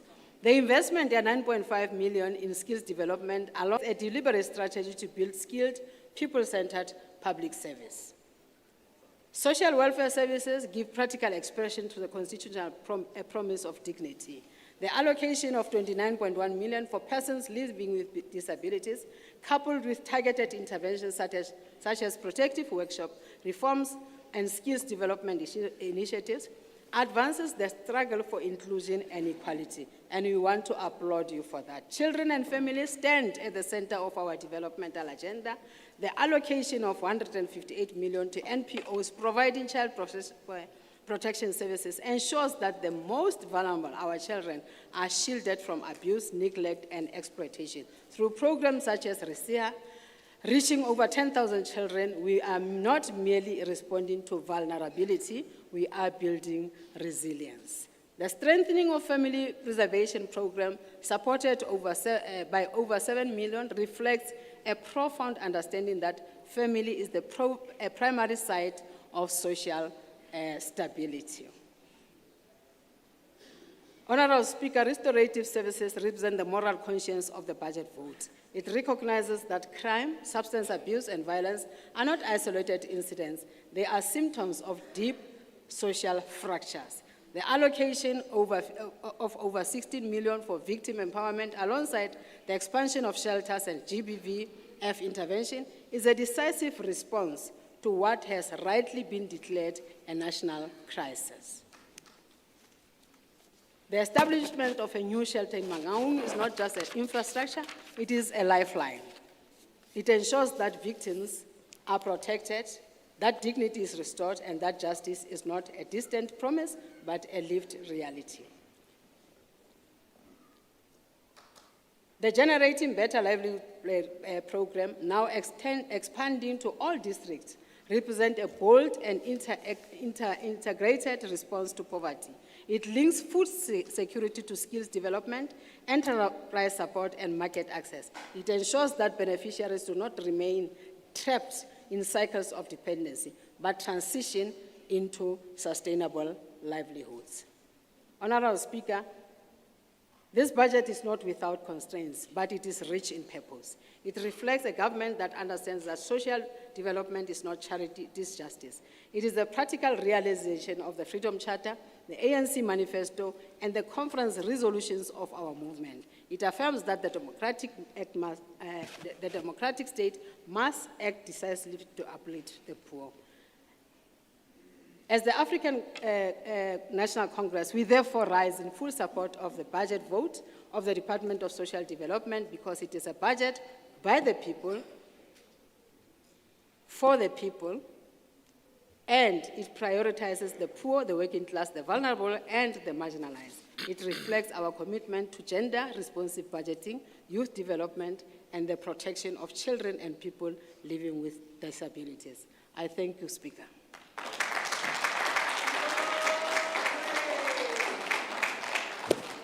Thank you very much, Honorable Mkabela. 4 minutes.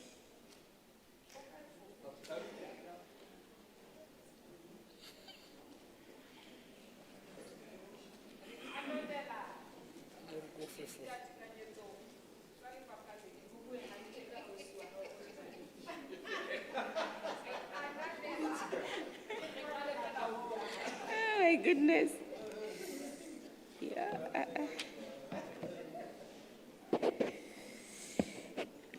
Thank you, Chair of Chairs. Nese ke fitise madume aka go baahi bohle ba Freistata le maloko ohle a ACT.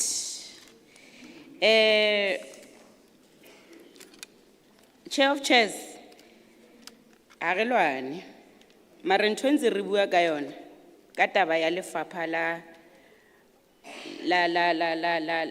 health. Honorable Foko qeta ho founelwa sepetlele universitas ke doctor. Mme wa hae wa kula o tshwere ke cancer, ho thwa a tla tlo nka mme wa hae. Is it fair? O tla tsa nka mme wa hae ya kula. Ke le jwetsitse. Hatred. Ba kwetse dikelelo. Ba lebetse le gore ntate Magashwilana tsamaya mo na tsamaile lo ba Secretary General of the ANC.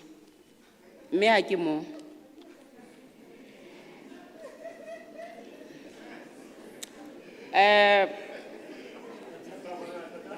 We have observed, Honorable MEC, through you, Honorable Speaker, Honorable MEC, we have observed during the oversight with the legislature staff that there is a high number of senior staff, or senior personnel rather, acting in senior position.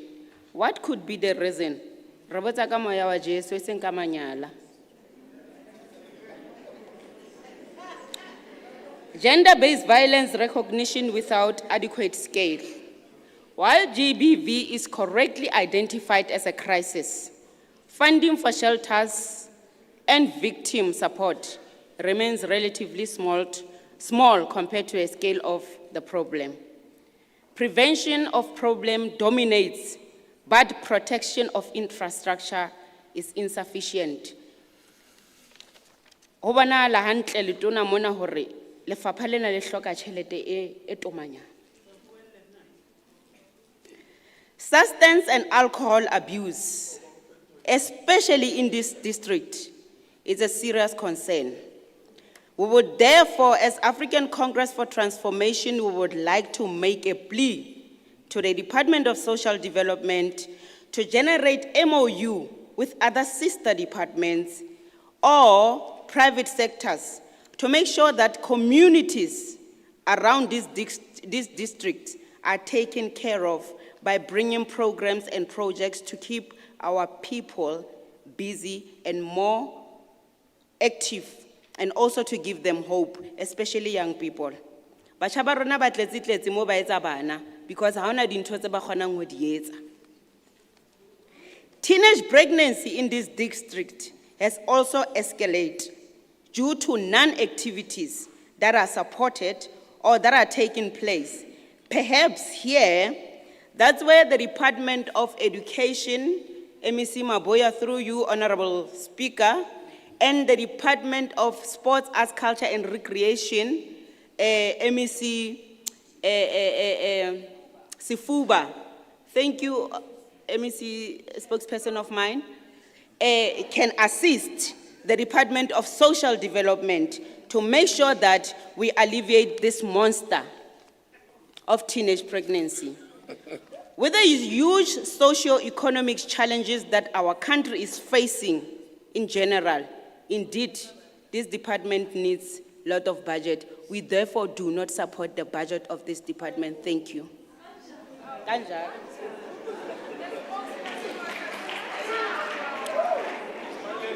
Thank you very much.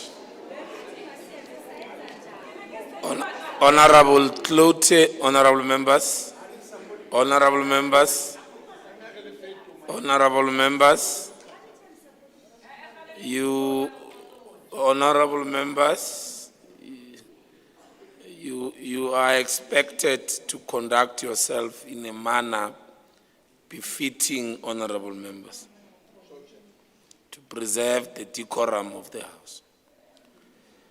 Honorable Klute is to follow, but my eyes are indicating his absence on behalf of Freedom Front Plus. As a result, we'll call on stage Honorable Kharekwe.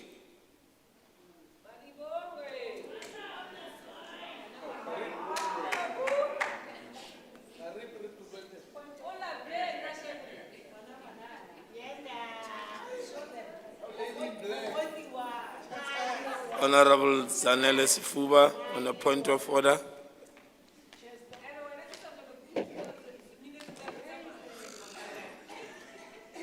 Thank you so much, Honorable Chair of Chairs. Honorable Kharekwe, just a moment.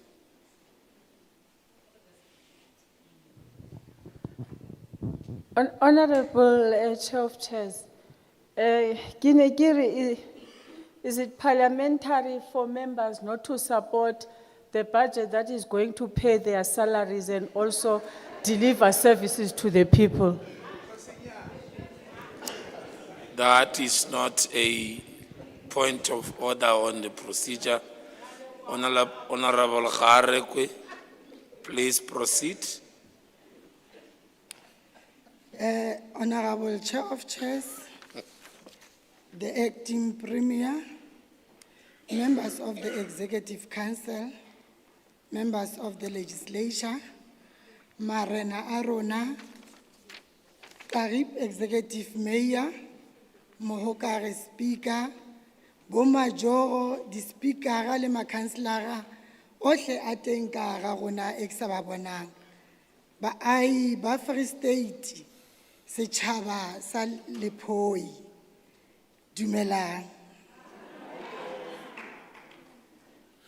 Honorable Chair of Chairs, the Department of Social Development carries a weight unlike any other. When a grandmother cannot feed a grandchildren, you are there. When a child is abused, you intervene.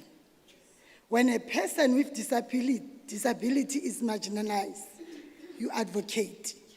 When a young person turns to drug, you offer a path back. This department does not just file reports, it changes lives. Its departmental plan is full of evidence. We also acknowledge they are honestly about the shortage of skills, social workers. Currently, they are at 477 against a target of 586 for a rural province. We have not hidden this, we have named it. That is the first step to fix it. Motsamaisi wa dipuisano, molaotheo wa rona ha wa lokela ho sala e le pampiri fela. O tlameha ho phela ho ngwana ya sireleditsweng hore a hlokomelwe, ho maqheku a rona ho ba fa seriti, ho motjha ya fumanehileng ho mo fa mahlale, le ho mosadi ya hlekefetswang ho mo fa bolokolohi. Honorable Chair of Chairs, this budget confronts the social crises that are eroding our communities. Gender-based violence and femicide is a national disaster. All of us, we know that. With 16,056 million allocated to victim empowerment services and a new shelter to be established, the department responds to the reality that social workers currently risk their lives traveling at night to place the survivors. That must end, Honorable Chair. On substance and alcohol abuse affect 47% of our high school learners. The Kimoja and Chomi programs funding 33 NPOs with 7,945 million and closing illegal treatment centers that do not comply with a law.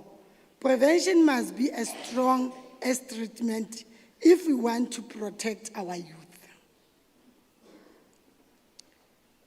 Children and families remained our constitutional mandate. 158 million is allocated to child protection, adoption, and foster care. Means a lot to our community. Motsamaisi wa dipuisano, community healing programs tsena tse tlo launchuwang di districting tsohle di tlo thusa haholo ka hara motse wa rona wa Garipi. Jwalo ka ha re tseba hore Garipi ke motse ebile ke region e futsanehileng haholo. Ha hona mesebetsi ke tlala fela.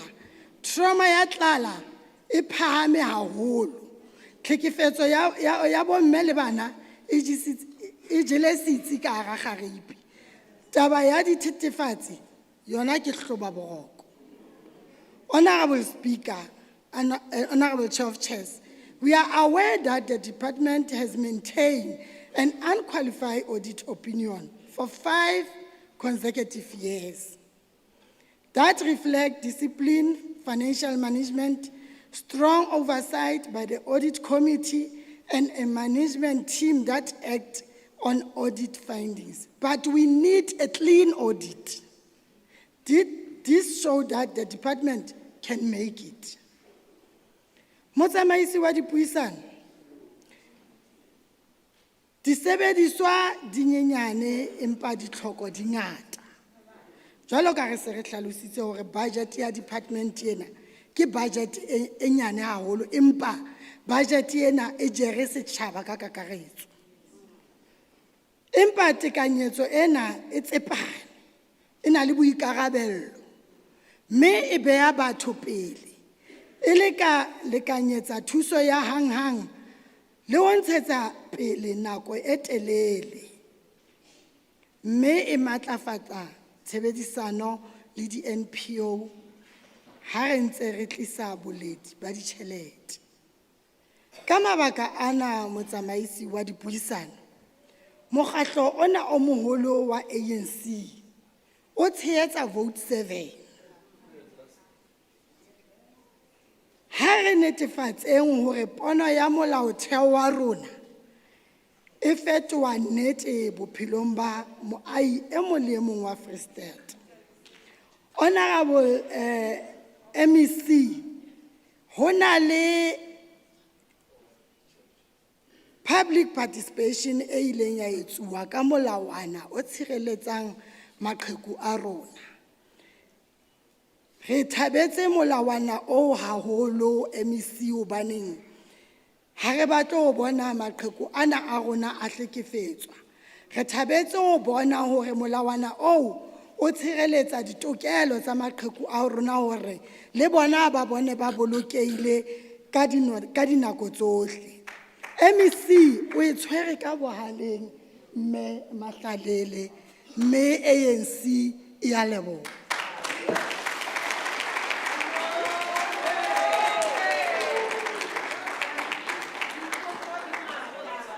On behalf of MKP, Honorable Foucault was to follow. Unfortunately, he has apologized, requested to be released, and the Speaker had approved it in line with the standing rules and orders. We call on stage Honorable Zamasi Kwebela.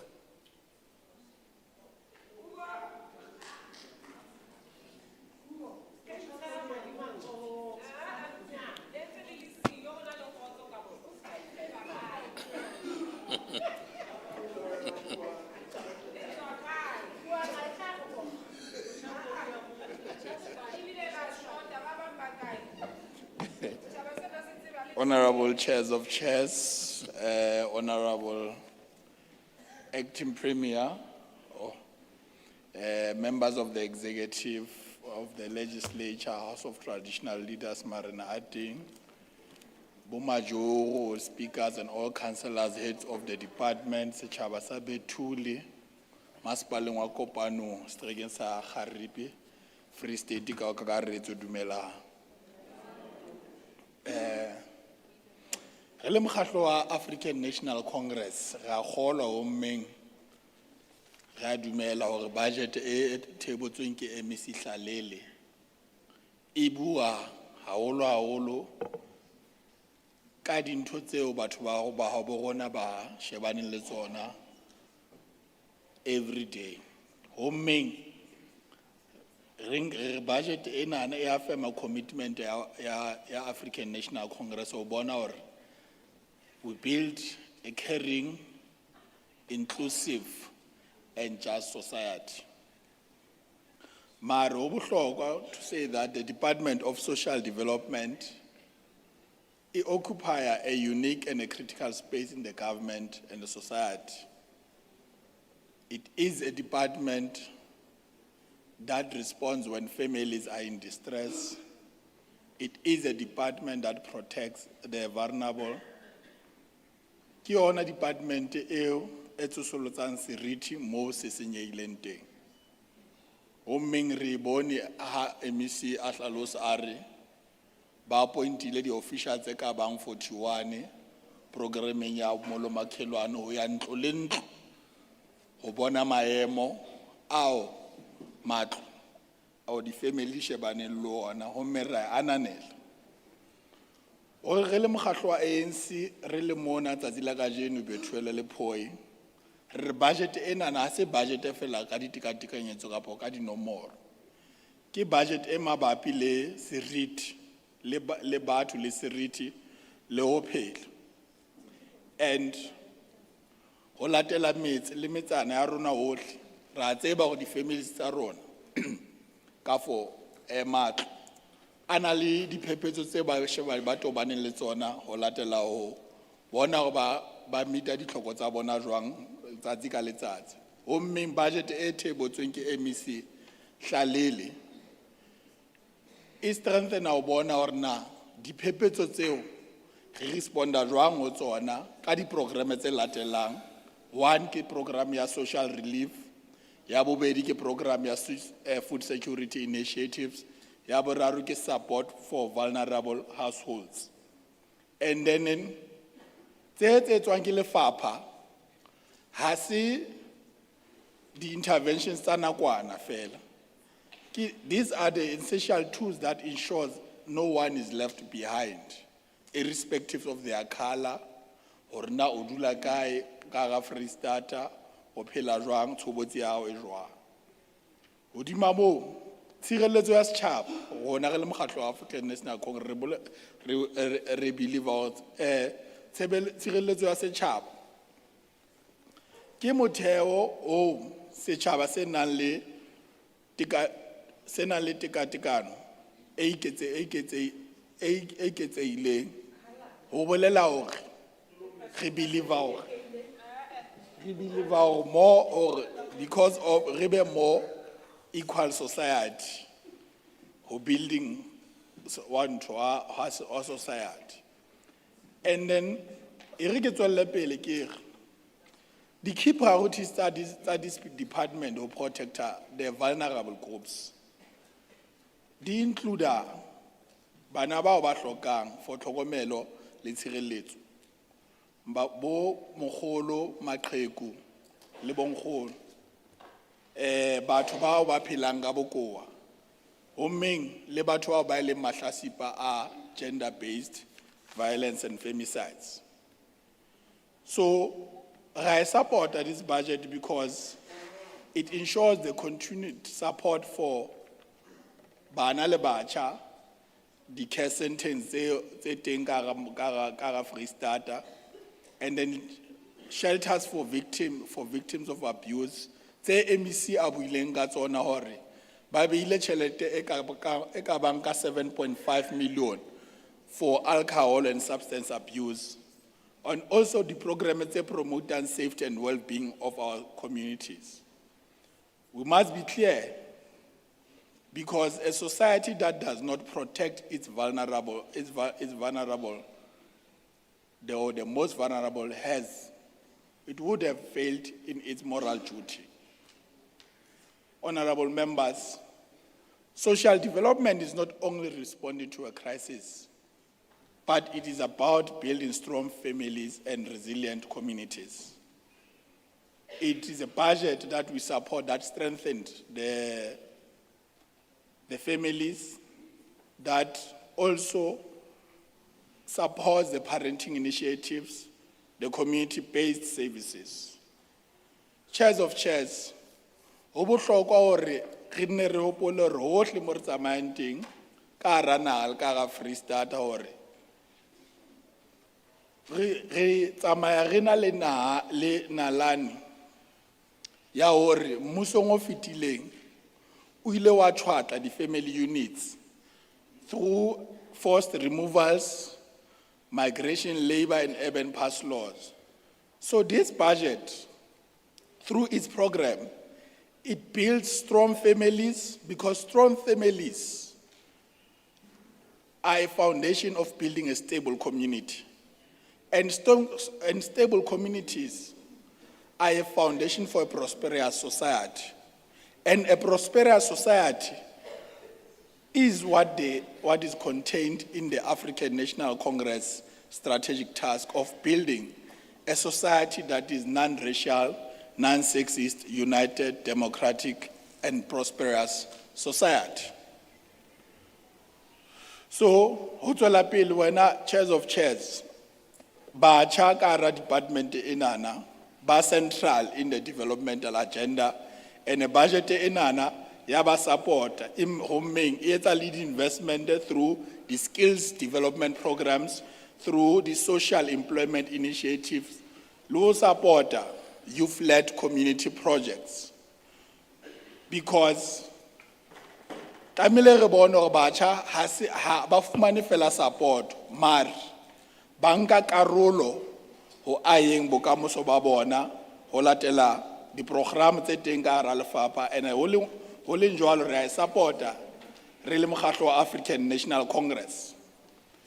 Re a dumela hore mmuso alone, for Department of Social Development, E ke se kgone o iphumana e solvile mathata kaofela eo setjhaba se shebaneng le ona ka for diphephetso tse setjhaba di shebaneng le tsona. Hommeng partnership e bohlokwa ene re bone ene re a ananela hore di non-profit organizations tse partnerang le social development di etsa mosebetsi o be bobebe for Department of Social Development and then including the community-based organization and dia fundua and o le jwalo re a dumela hore setjhaba se nka karolo o bona hore diphephetso tse ding tse ba faceane le tsona ha se mosebetsi wa department wa MEC Hlalele fela mare le bona ba teng ka ga ho bona hore dintho di ba hantle. Mara ha ke botlo touch ya capacity development MEC, you have spoke to it. But honorable members, at the heart of social development, it is dignity. And dignity means having access to basic needs, being protected from harm, and being given the opportunity to thrive.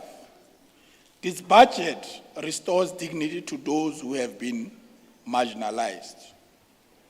In conclusion, this budget reflects our values as a society, and we say it is a commitment to care, it is a commitment to protect, it is a commitment to uplift, it is a budget that places our people at the center of development, as I reiterate. Therefore, for these reasons, we rise as the African National Congress to table the budget that has been, to support the budget that has been tabled by MEC Hlalele for social development. I thank you, Honorable Chairs of Chairs.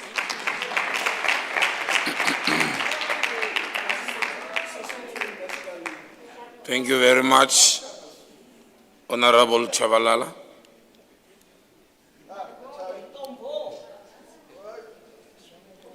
For 12 minutes.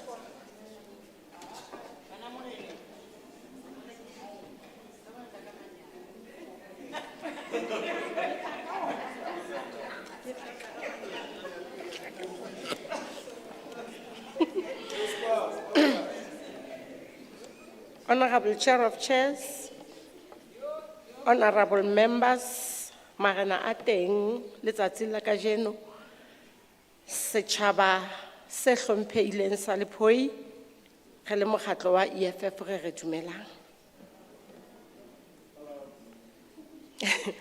The Department of Social Development, a department that is supposed to protect the poorest of the poor, the vulnerable, the elderly, children, and those who have nowhere else to turn.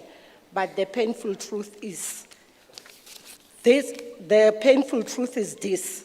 promises in the plans do not match the reality of the ground. Tsena kaofela ke manyala.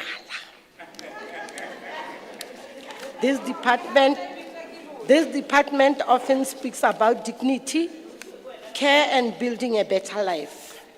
But Chair of Chairs, our people are living in poverty. Ho bohloko haholo ho bona setjhaba se mengwe se le sengata hakana se tletse ka hare ho hall. Empa se phela ka bofutsana. Hona jwale ha o ka tswa wa kena ho amang a malapa a bana ba bo rona ba tlileng kopanong ya letsatsi la kajeno.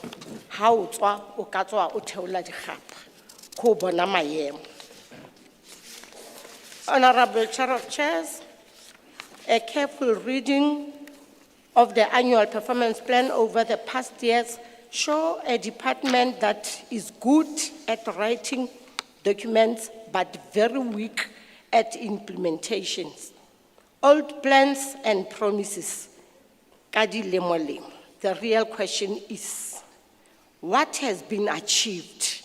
Batho ba dula ba tshepiswa nonyana e ka morung go ile teng ka hoko. The province has unemployment sitting above 36%, a high dependency on social grants, increasing substance abuse and rising levels of violence against women and children. Empa mesebetsi ha e ka ba teng. ho tla ke ho be le phetoho e teng ya hore di-social grant di ke di hafuwe ho ya bathong. Ha mesebetsi ka ba teng, batjha ba ka ba thola ho beterenyana ho itseng. Ba ka ba le bophelo. Le batho ba baholo, ba ka ba imoloa mahetleng a bona, hobane ke bona ba pepileng malapa. More than 50% of household depends on social grants to survive. Ke taba tse bohloko tseo. Up to 60% of crimes involve substance abuse and drug-related crimes have been rising over the years.